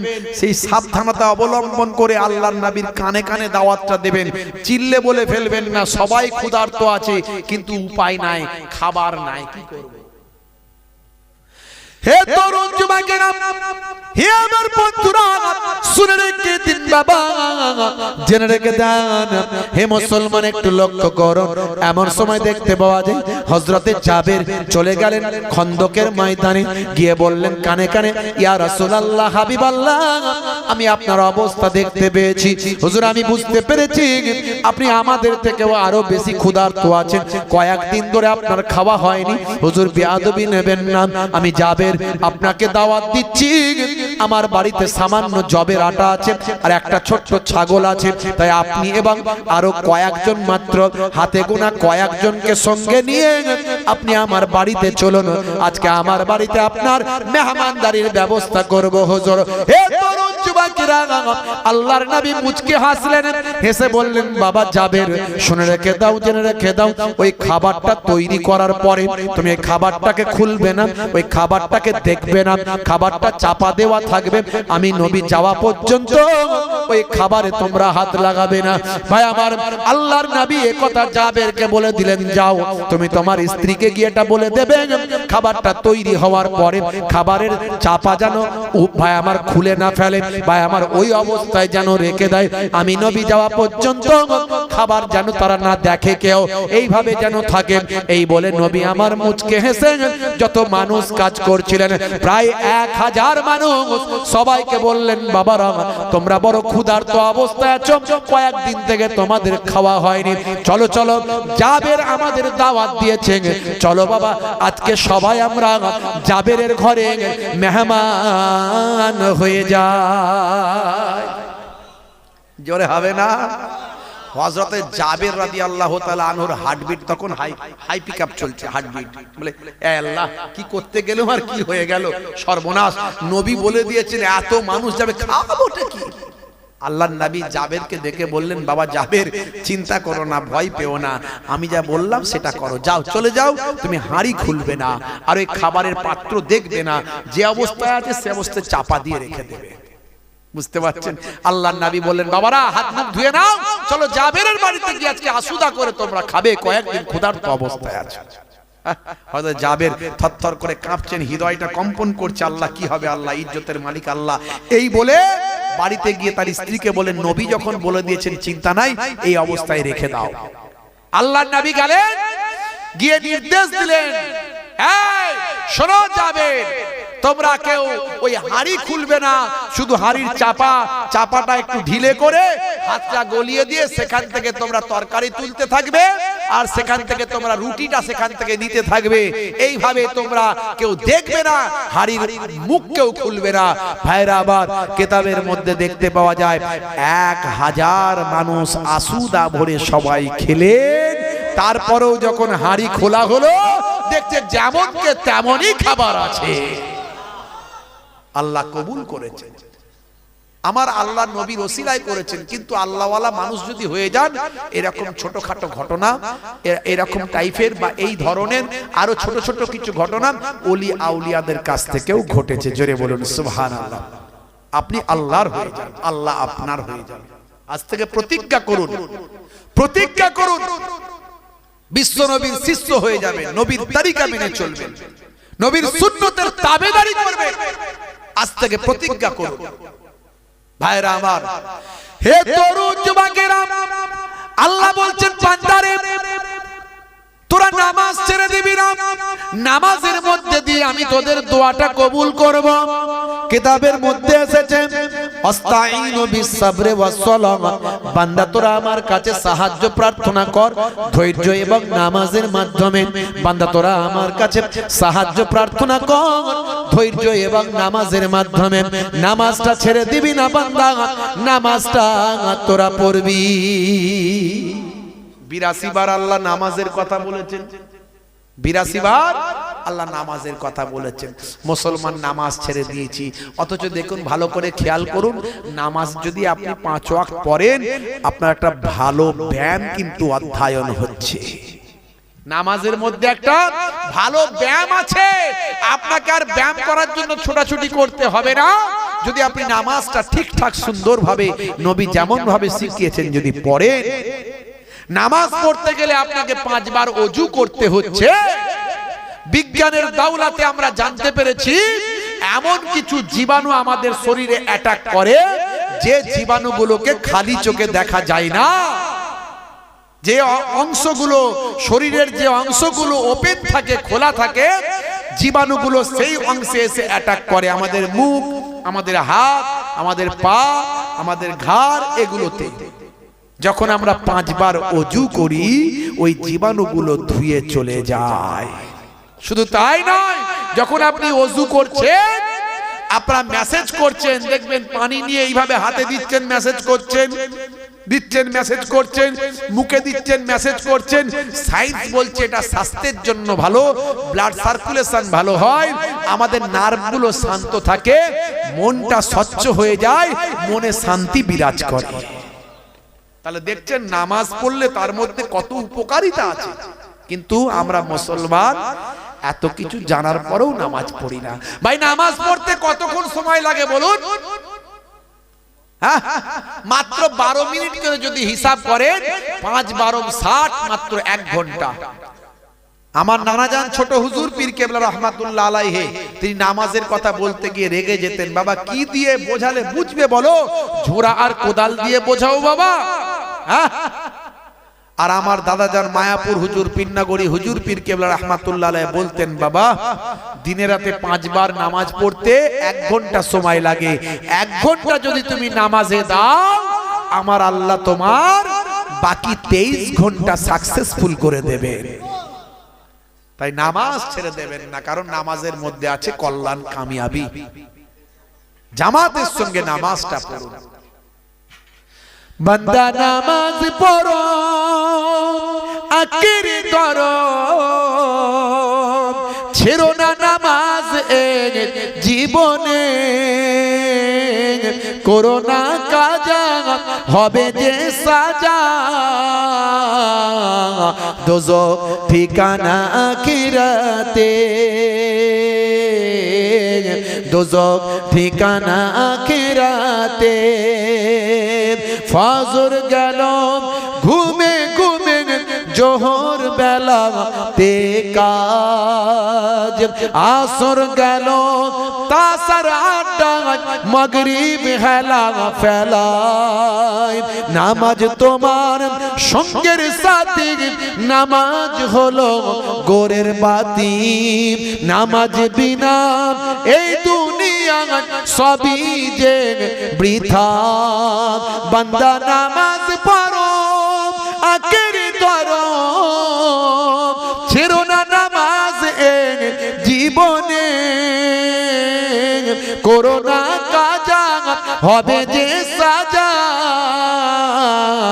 দোজখ ঠিকানা আখিরাতে, দোজখ ঠিকানা আখিরাতে। বলুন না সুবহানাল্লাহ। ভাইরা আমার, তরুণ যুবকেরা আমার, মুরব্বিয়ানেরা আমার, এই নামাজের দৃশ্য কত সুন্দর লাগে, তাই না? এই ফুরফুরা শরীফে যখন আমরা যাই, 3 দিন ইসালে সবে লক্ষ লক্ষ মানুষ নামাজ পড়ে একসঙ্গে জামাতের সঙ্গে। নামাজের মধ্যে কি শৃঙ্খলা আছে আপনি ভাবুন, কি সুন্দর শৃঙ্খলা আছে। একজন ইমাম মানে নেতা একজন, আর তার ফলোয়ার্স লক্ষ লক্ষ মানুষ। জোরে বলুন সুবহানাল্লাহ। এটাই প্রকৃত ইসলাম শিখিয়েছিল। কিন্তু এখন দেখবেন গ্রামে নেতা অনেক, ফলোয়ার্স কম। নেতা অনেক, মাননেওয়ালা কম হয়ে গেছে। কিন্তু নামাজে শিখিয়েছিল নেতা একজন থাকবে, আর ফলোয়ার্স লক্ষ লক্ষ, সব যা বলবে সেটা মানবে। নেতার মতো নেতা হবে, আর ফলোয়ার্সের মতো ফলোয়ার্স হবে। সেই এলাকার ডেভেলপমেন্ট, উন্নতি হবে। আজকে দেখুন ভাই আমার, বিশ্ব ইজতেমা হলো এই যে হুগলিতে, দেখুন না লক্ষ লক্ষ মানুষ সেখানে গেল, কি সুন্দর নামাজ তারা আদা করলো, তাই না? আজকে ভাই তারা তবলিগ জামাতের মানুষ, সেটা ঠিক আছে। আমি ফুরফুরা শরীফ দাদা হুজুর কেবলার ভালোবাসার মানুষ, কিন্তু তারা নামাজ পড়েছে, ভালো কাজ করেছে, দিনের কাজ করছে। ভালোকে তো ভালো বলতেই হবে, কথা ঠিক না ভুল? যাই হোক, একটা শৃঙ্খলাবদ্ধ সমাজ তৈরি করেছে, সুন্দর পরিবেশ তৈরি করেছে। এখন আর বিরোধিতা করার কোনো জায়গা নাই। আমি বলবো, বারণ করব, এই হুজুর আলেম ওলামারা যারা এই একে অপরের বিরুদ্ধে বলেন, যারা বেরেলি, আহলে হাদিস, লামাজহাবি, ফুরফুরা, তবলিগ, একে অপরের বিরুদ্ধে করবেন না। যে যার নিজের আকীদা নিয়ে করছে, আমার আপনার কথাই কেউ কারো কথা শোনে না। যেটা যে যাকে পছন্দ করে, ভালোবাসে, সেটা সে মেনে চলে, কথা ঠিক না ভুল? কিন্তু মূল কথা হলো, তারা তো নামাজ পড়ছে, আল্লাহকে ডাকছে। আমরা ফুরফুরা শরীফে যাই, সেখানে নামাজ পড়ি, আল্লাহকে ডাকি। কে খারাপ কে মন্দ সেদিকে যাবেন না, তার কাছে যাবেন না, ঠিক আছে। কিন্তু আমার দাদা হুজুর, পাঁচ হুজুর, এখনো অনেক আল্লাহওয়ালা মানুষ আছেন, এগুলো তো মানতে হবে, এগুলো অস্বীকার করার কোনো জায়গা নাই। আপনি আমারটাই শ্রদ্ধা জ্ঞাপন করবেন, আমি আপনারটা শ্রদ্ধা জ্ঞাপন করব, এটাই তো ইসলাম বলেছে। ইসলাম তো বিভাজনের কথা বলেনি। ইন্নামাল মুমিনুনা ইখওয়াত, মুমিনরা হলো একে অপরের ভাই, ইসলাম তো এটাই বলেছে। ভাইরা আমার, আজকে একে অপরের প্রতি দ্বন্দ্ব কমে গেছে, কারণ দেওয়ালে পিঠ থেকে গেছে, ঠেলার নাম বাবাজি। আজকে বেরেলি, দেওবন্দি, আহলে হাদিস, লামাজহাবি, ফুরফুরা, তবলিগ যত আছে, তালতলা, গোলতলা, এখন ম্যাক্সিমাম আলেম ওলামারা একে অপরের প্রতি শ্রদ্ধাশীল হয়েছে। এই 2-4 জন কথা বাদ দেন, অল্প স্বল্প বাদ দেন, ম্যাক্সিমাম শ্রদ্ধাশীল হয়েছে, এটা ভালো। আজকে আমি যেটা বলতে চাইছিলাম, সেই নামাজের, এই লক্ষ লক্ষ মানুষের নামাজের ভিতর ভিডিও ফুটেজ দেখলাম, একজন অমুসলিম হিন্দু ভাই মারা গেছে, তার ডেড বডি নিয়ে যাওয়া হচ্ছে। বলো হরি হরি বল, বলো হরি হরি বল, বলো হরি হরি বল, বলো হরি হরি বল। লক্ষ লক্ষ মানুষের ভিতর দিয়ে নিয়ে যাচ্ছে এত মানুষ, কিন্তু দেখা গেল ইসলাম কি সুন্দর সিস্টেম শিখিয়েছে। যুবকেরা তারা ওই লক্ষ লক্ষ মানুষের ভিতর থেকে মানুষকে সরিয়ে দিয়ে, এই আমার অমুসলিম হিন্দু ভাইদের এই শ্মশান ঘাটের যাত্রা, এই একজন মানুষ মারা গেছেন, এটাকে নিয়ে যাওয়ার রাস্তা করে দিচ্ছে। এ শিক্ষা কোথায় পেয়েছে? এ শিক্ষা আমার নবীর কাছ থেকে পাওয়া গেছে।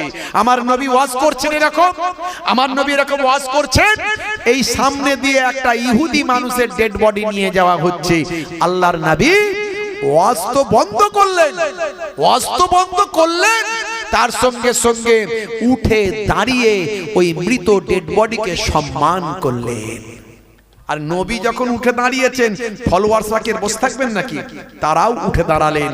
একজন বললেন, ইয়া রাসূলুল্লাহ, হাজা মাইয়াতাল ইয়াহুদ, এই ব্যক্তি হলো একজন ইহুদি মানুষ। আল্লাহর নবী বলেন, সে ইহুদি হোক আর মুসলমান হোক, একজন মৃত মানুষ, একজন মারা যাওয়া মানুষ, যে পৃথিবী ছেড়ে বিদায় নিচ্ছে।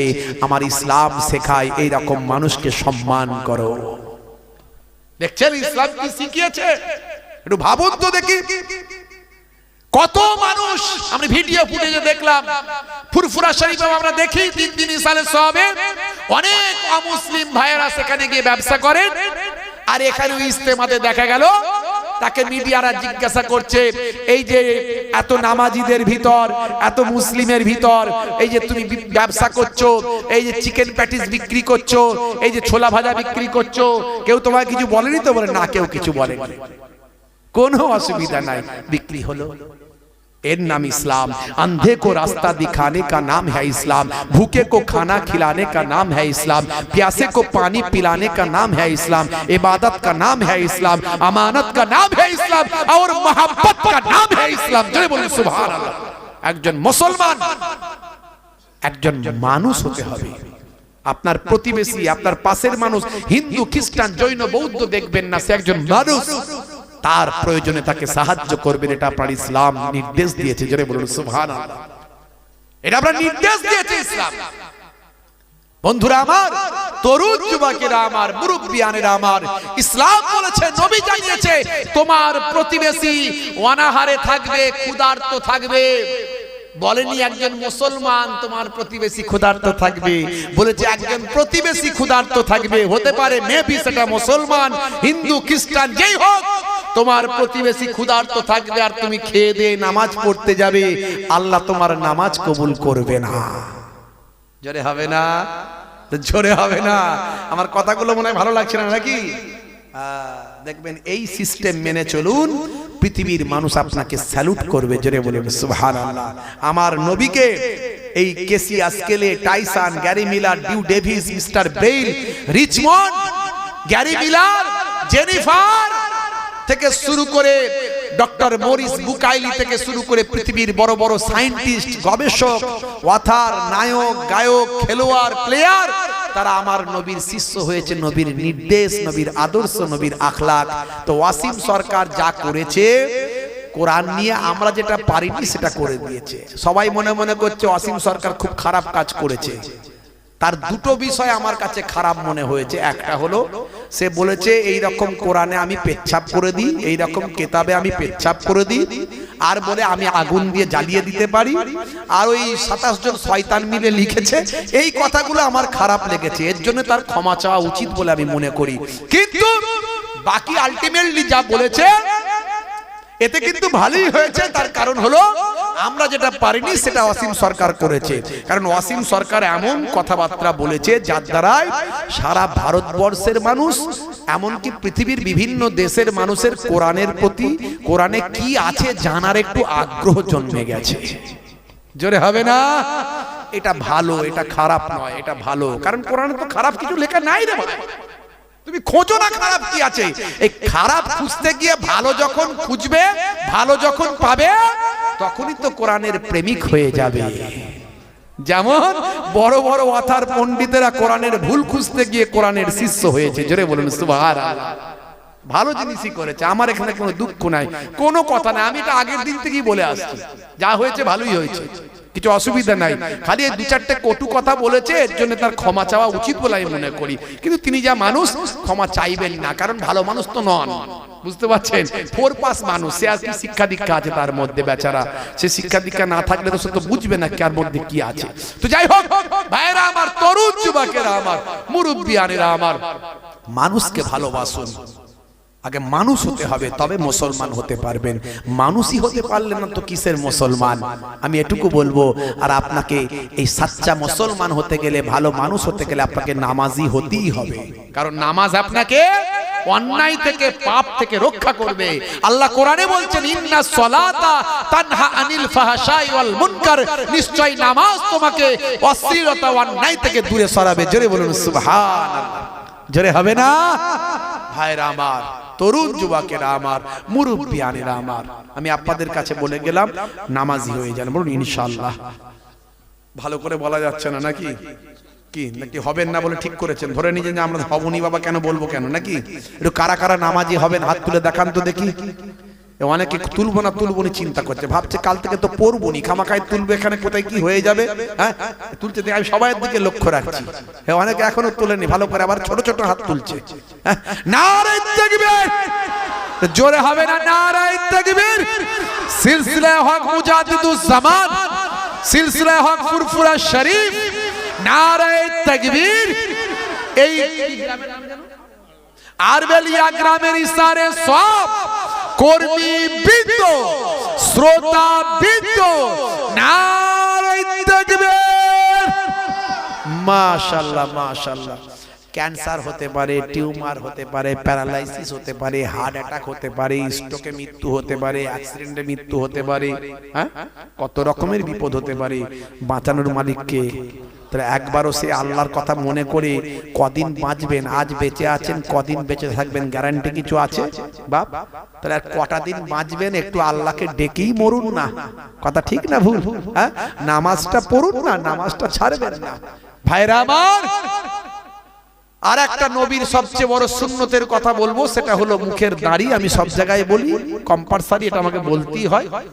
এই মুখের দাড়ি ছোট হলেও রাখুন। নাই মামার চেয়ে কানা মামা ভালো, something is better than nothing. বুঝতে পারছেন? এখন তো দাড়ি হচ্ছে মুখের ফ্যাশন। বিরাট কোহলি দাড়ি রেখেছে, হরভজন সিং রেখেছে, লিওনেল মেসি রেখেছে, কত নেতা মন্ত্রী রেখেছে। হাসিম আমলা তো সুন্নতি দাড়ি, জুনায়েদ জামশেদ সুন্নতি দাড়ি, মঈন আলী খান সুন্নতি দাড়ি, একদম বড় দাড়ি, আমার থেকেও বড়। ভাইরা আমার, আপনি বড় দাড়ি রাখতে যদি আপনার অসুবিধা মনে হয়, ছোট হলেও রাখুন। দেখতে ছোট হোক, কিন্তু ফ্যাশন মনে করে নয়, কোন নেতা মন্ত্রী খেলোয়াড় প্লেয়ার রেখেছে বলে নয়। দেখতে ছোট হলেও নবীর সুন্নত মনে করে রাখুন। আজ মারা গেলে কাল দুদিন হয়ে যাবে। আমি অনেক সুন্নতের কথা বলি, আজকে আমি বলিনি, বলার সময় পাইনি। বসে পানি পান করা সুন্নত, চেটে পুচে খাবার খাওয়া সুন্নত, ডান দিকে কাত হয়ে ঘুমানো সুন্নত। বুঝতে পারছেন ভাইয়েরা আমার? বিসমিল্লাহ বলে খাওয়া সুন্নত, খেয়ে আলহামদুলিল্লাহ বলা সুন্নত। ছোটদের স্নেহ করা, বড়দের সম্মান করা, পিতামাতার সেবা করা, স্ত্রীর সঙ্গে ছোট ছোট ঘরের কাজগুলো করা, এগুলো অনেক আমি বলি। ইন্টারনেট সার্চ করবেন, 25-30 হাজার বক্তব্য আমার আছে। কিন্তু কোন সুন্নত কবরে গেলে দেখা যাবে না। একটা সুন্নত কবরে গেলে দেখা যাবে। মুনকার নাকির ফেরেশতা যখন বলবে মান রব্বুকা, দেখতে পাবে। ভাই আমার, নবীর সুন্নত বলে ছোট হলেও মুখে দাড়িটা রাখা হতে পারে, ওই দাড়িটাই হবে নাজাতের জারিয়া। তাই এই দুটো কাজ আপনি করুন। এক হচ্ছে 5 ওয়াক্ত নামাজ, কাজা হলে কাজা পড়বেন। আপনি দোয়া জানেন না, তাসবিহ, ভাই আমার দরুদ জানেন না, দোয়ায় মাসুরা জানেন না, দোয়ায় কুনুত জানেন না, সূরা জানেন না, এই জানেন না, ওই জানেন না।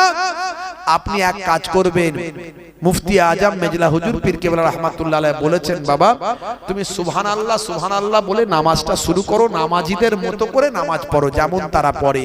এইভাবে পড়তে পড়তে যদি তুমি মারা যাও, তোমার নামটা ইনশাআল্লাহ আল্লাহ নামাজিদের খাতায় লিখে দেবে। তাই নামাজ কোনো ছাড় নাই। আপনি বসে পারেন, দাঁড়িয়ে পারেন না, বসে নামাজ পড়তে হবে। বসে পারেন না, শুয়ে শুয়ে নামাজ পড়তে হবে। প্রয়োজন হলে ইশারায় ইশারায় নামাজ পড়তে হবে। নামাজে কোনো ছাড় নাই, মাফ নাই। তাই আজ থেকে প্রতিজ্ঞা করুন, কাজা হলে কাজা পড়বেন, কিন্তু নামাজ ছাড়বেন না। বলুন ইনশাআল্লাহ, বলুন ইনশাআল্লাহ। ভাইরা আমার, দুটো কথা নিয়ে যান, ইনশাআল্লাহ কাজে লাগবে। ওয়াজ শোনা সার্থক হবে বাপ, ওয়াজ শোনা সার্থক হবে। আপনাদের খেদমত থেকে বিদায় নেব। যাওয়ার আগে একটু আগামী বছর এই পাক মাহফিলের জন্য, জান্নাতের বাগানের জন্য একটুখানি আগামী বছর হুম্মা সাল্লি আলা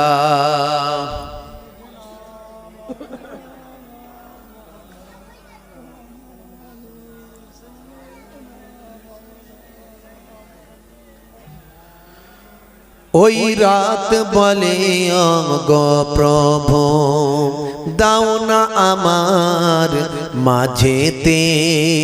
দিন বলে গো প্রভু, দাও না আমার বুকেতে। বলুন না সুবহানাল্লাহ, জোরে হবে না?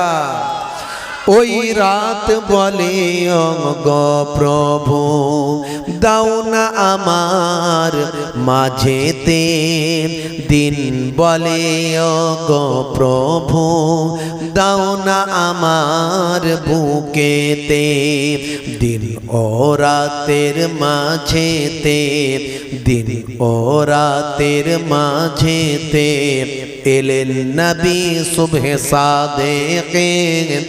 12ই রবিউল আউয়ালে রহমত ওয়ালা নবী এলো রে সাফাতের তাজ পরে জামিনে বরকত ওয়ালা নবী এলো রে এলো রে ভাই এলো রে কাউসার কাউসার ওয়ালা নবী এলো রে আল্লাহুম্মা সাল্লি আলা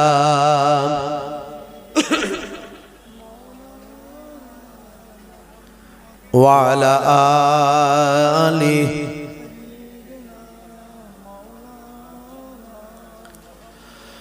ওই আকাশ বাতাস চন্দ্র তারা খুশিতে তারা মেতেছে আসমানি হুর ফারিস তারা দেখার তরে উকি মেরেছে বলুন না সুবহানাল্লাহ জোরে হবে না ওই আকাশ বাতাস চন্দ্র তারা খুশিতে তারা মেতেছে আসমানি হুর ফারিস তারা দেখার তরে উকি মেরেছে দাদু মুত্তালিব খুশি হয়ে দাদু মুত্তালিব খুশি হয়ে মক্কাবাসীর দাওয়াত করেছে 12ই রবিউল আউয়ালে রহমত ওয়ালা নবী এলো রে সাফাতের তাজ পরে জামিনে বরকত ওয়ালা নবী এলো রে ভাই এলো রে ভাই এলো রে কাউসার কাউসার ওয়ালা নবী এলো রে আল্লাহুম্মা সাল্লি আলা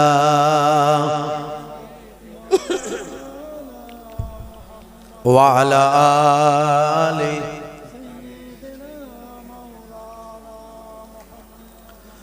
وقال الله تعالى في كلامه المجيد والفرقان الحميد ما خلقت الجن والإنس إلا ليعبدون وقال الله تعالى أيضا في كتابه مخبرا ومكروا ومكر الله والله خير الماكرين وقال الله تعالى أيضا في كتابه مخبرا وما رميت إذ رميت ولكن الله رمى وقال النبي صلى الله عليه وسلم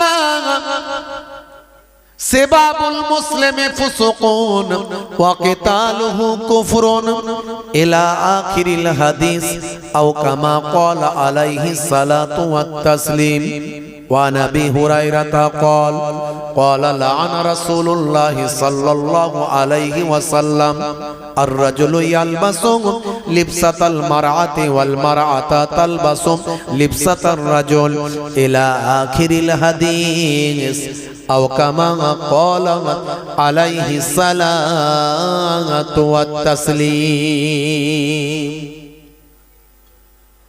وقال النبي صلى الله عليه وسلم حق المسلم على المسلم خمس رد السلام وعيادة المريض واتباع الجنائز وإجابة الدعوات وتسمية الآتش إلى آخر الحديث أو كما قال عليه الصلاة والسلام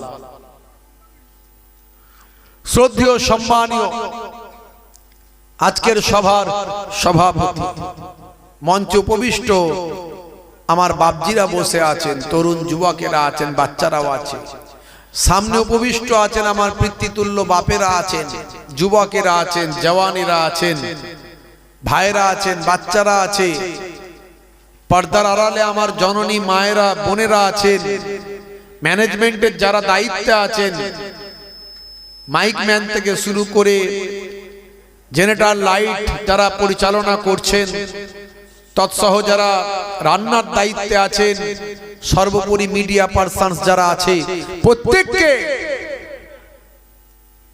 আমি মোহেবুল্লাহ হুসাইনি আমার অন্তরের অন্তঃস্থল থেকে সালাম, শুভেচ্ছা, ভালোবাসা জ্ঞাপন করি। আরো জানাই যারা মাইক্রোফোনের আওয়াজে কান লাগিয়ে আছেন, জাতি, ধর্ম, বর্ণ নির্বিশেষে প্রত্যেককে আন্তরিক শুভেচ্ছা জ্ঞাপন করি। খুব সংক্ষেপে কিছু আলোচনা। এই ঠান্ডাকে উপেক্ষা করে আপনারা যে এতগুলো মানুষ বসে আছেন, এসেছেন, এটাই হচ্ছে বড় কথা। হয়তো মানুষ একটু কম আছেন, কিন্তু প্রচন্ড ঠান্ডা। রাস্তায় গাড়ি চালানোর সময় দেখছি তো মানে কুয়াশায় দেখা যাচ্ছে না। তারপরেও আপনারা সেই ঠান্ডাকে উপেক্ষা করে এই যে ঠান্ডায় এসে এই ত্রিপলের উপর, মাটির উপর বসে আছেন, এটা বড় কথা। এটা অত্যন্ত বড় একটা ব্যাপার যে আপনারা কত কষ্ট করে এসে বসে আছেন। কিসের জন্য? আল্লাহকে সন্তুষ্ট করার জন্য, মোহেবুল্লাহ হুসাইনের জন্য নয়। আল্লাহকে সন্তুষ্টি করার জন্য, আমার আল্লাহকে রাজি করানোর জন্য, সন্তুষ্ট করার জন্য, আমার নবী পাকের প্রকৃত উম্মত হওয়ার জন্য, জান্নাত জাহান্নামের কথা চিন্তা করে আমরা কিছু ভালো কাজ করে আল্লাহ যেন আমাদের পাথেও দান করেন, কাল কিয়ামতে আমাদের যেন নাজাতের জারিয়া হয়ে যায়। বলুন আল্লাহুম্মা আমিন। আজকের এই ঠান্ডার রাত্রির বসে থাকাটা, এই মেহনতটা, এই কষ্টটা যেন কাল কিয়ামতের দিনে আমাদের নাজাতের জারিয়া হয়ে যায়। বলুন আল্লাহুম্মা আমিন। ভাইরা আমার, খুব সংক্ষেপে আলোচনা। আমি এর আগেও বলেছি, আজও বলে যাচ্ছি, এই জান্নাতের বাগানে যদি 1 ঘন্টা বসে ওয়াজ শুনেন, সারা জীবন নফল ইবাদতের থেকে ভালো। এর আগেও বলেছি, আজও বলে যাচ্ছি। এটা আমার নানা দাদুর কথা নয়, এটা আমার বাপ 14 পুরুষের কথা নয়। এই কথাটা স্বয়ং দোজাহানের বাদশা রাহমাতুল লিল আলামিনের কথা। আল্লাহর নবী বলছেন, তাদারিসুল ইলম, ইলমের দর্স নাও, ফিল লাইলে, রাতের বেলা, সাতান, 1 ঘন্টা, অনলি 1 আওয়ার এট নাইট। তুমি যদি 1 ঘন্টা যদি দিনের তালিম নাও, আল্লাহর নবী বলেন, খায়রুম মিন আহিয়াইহা, সারা জীবন নফল যত ভালো কাজ করেছো, যত ভালো ভালো কাজ করেছো, নফল ইবাদত করেছো, নফল কাজ, এই সারা জীবন ভালো ভালো নফল ইবাদত, নফল কাজের থেকে 1 ঘন্টা ওয়াজ শোনা অনেক ভালো। ভাইরা আমার, হতে পারে 1 ঘন্টার আলোচনায় আমার আপনার জীবনে বদলে যেতে পারে, আমার আপনার জীবনটা পাল্টে যেতে পারে এই 1 ঘন্টার আলোচনায়। আদম সন্তান মাত্রই গুনাহগার, কিন্তু গুনাহগারদের ভিতর ওরা উত্তম যারা নিজেদের গুনার কথা খেয়াল করে, চিন্তা করে, ভাবে, একটু আল্লাহর কাছে তওবা তিল্লা করে, একটু আল্লাহকে বলে, আল্লাহ ভুল করেছি, গুনাহ করেছি, মাফ করে দাও, একটু আল্লাহর কাছে অনুশোচনা করে। এরা হচ্ছে গুনাহগারদের মধ্যে উত্তম। আদম সন্তান মাত্রই গুনাহগার। হে তরুণ যুবকেরা, হে আমার বন্ধুরা, শুনে রেখে দিন বাবা, জেনে রেখে দেন। হে যুবকেরা, আমার আপনার নবী কত মেহনত করেছেন, কত কষ্ট করেছেন আপনাকে আমাকে সিরাতুল মুস্তাকিম পথের পথিক বানানোর জন্য, আপনাকে আমাকে সৎ অনেস্ট বানানোর জন্য, একটা সুন্দর দিন দেওয়ার জন্য, একটা সুন্দর জীবন উপহার দেওয়ার জন্য আমার আপনার নবী কত মেহনত করেছেন। আপনি যদি একটু কল্পনা করেন অবাক হয়ে যাবে।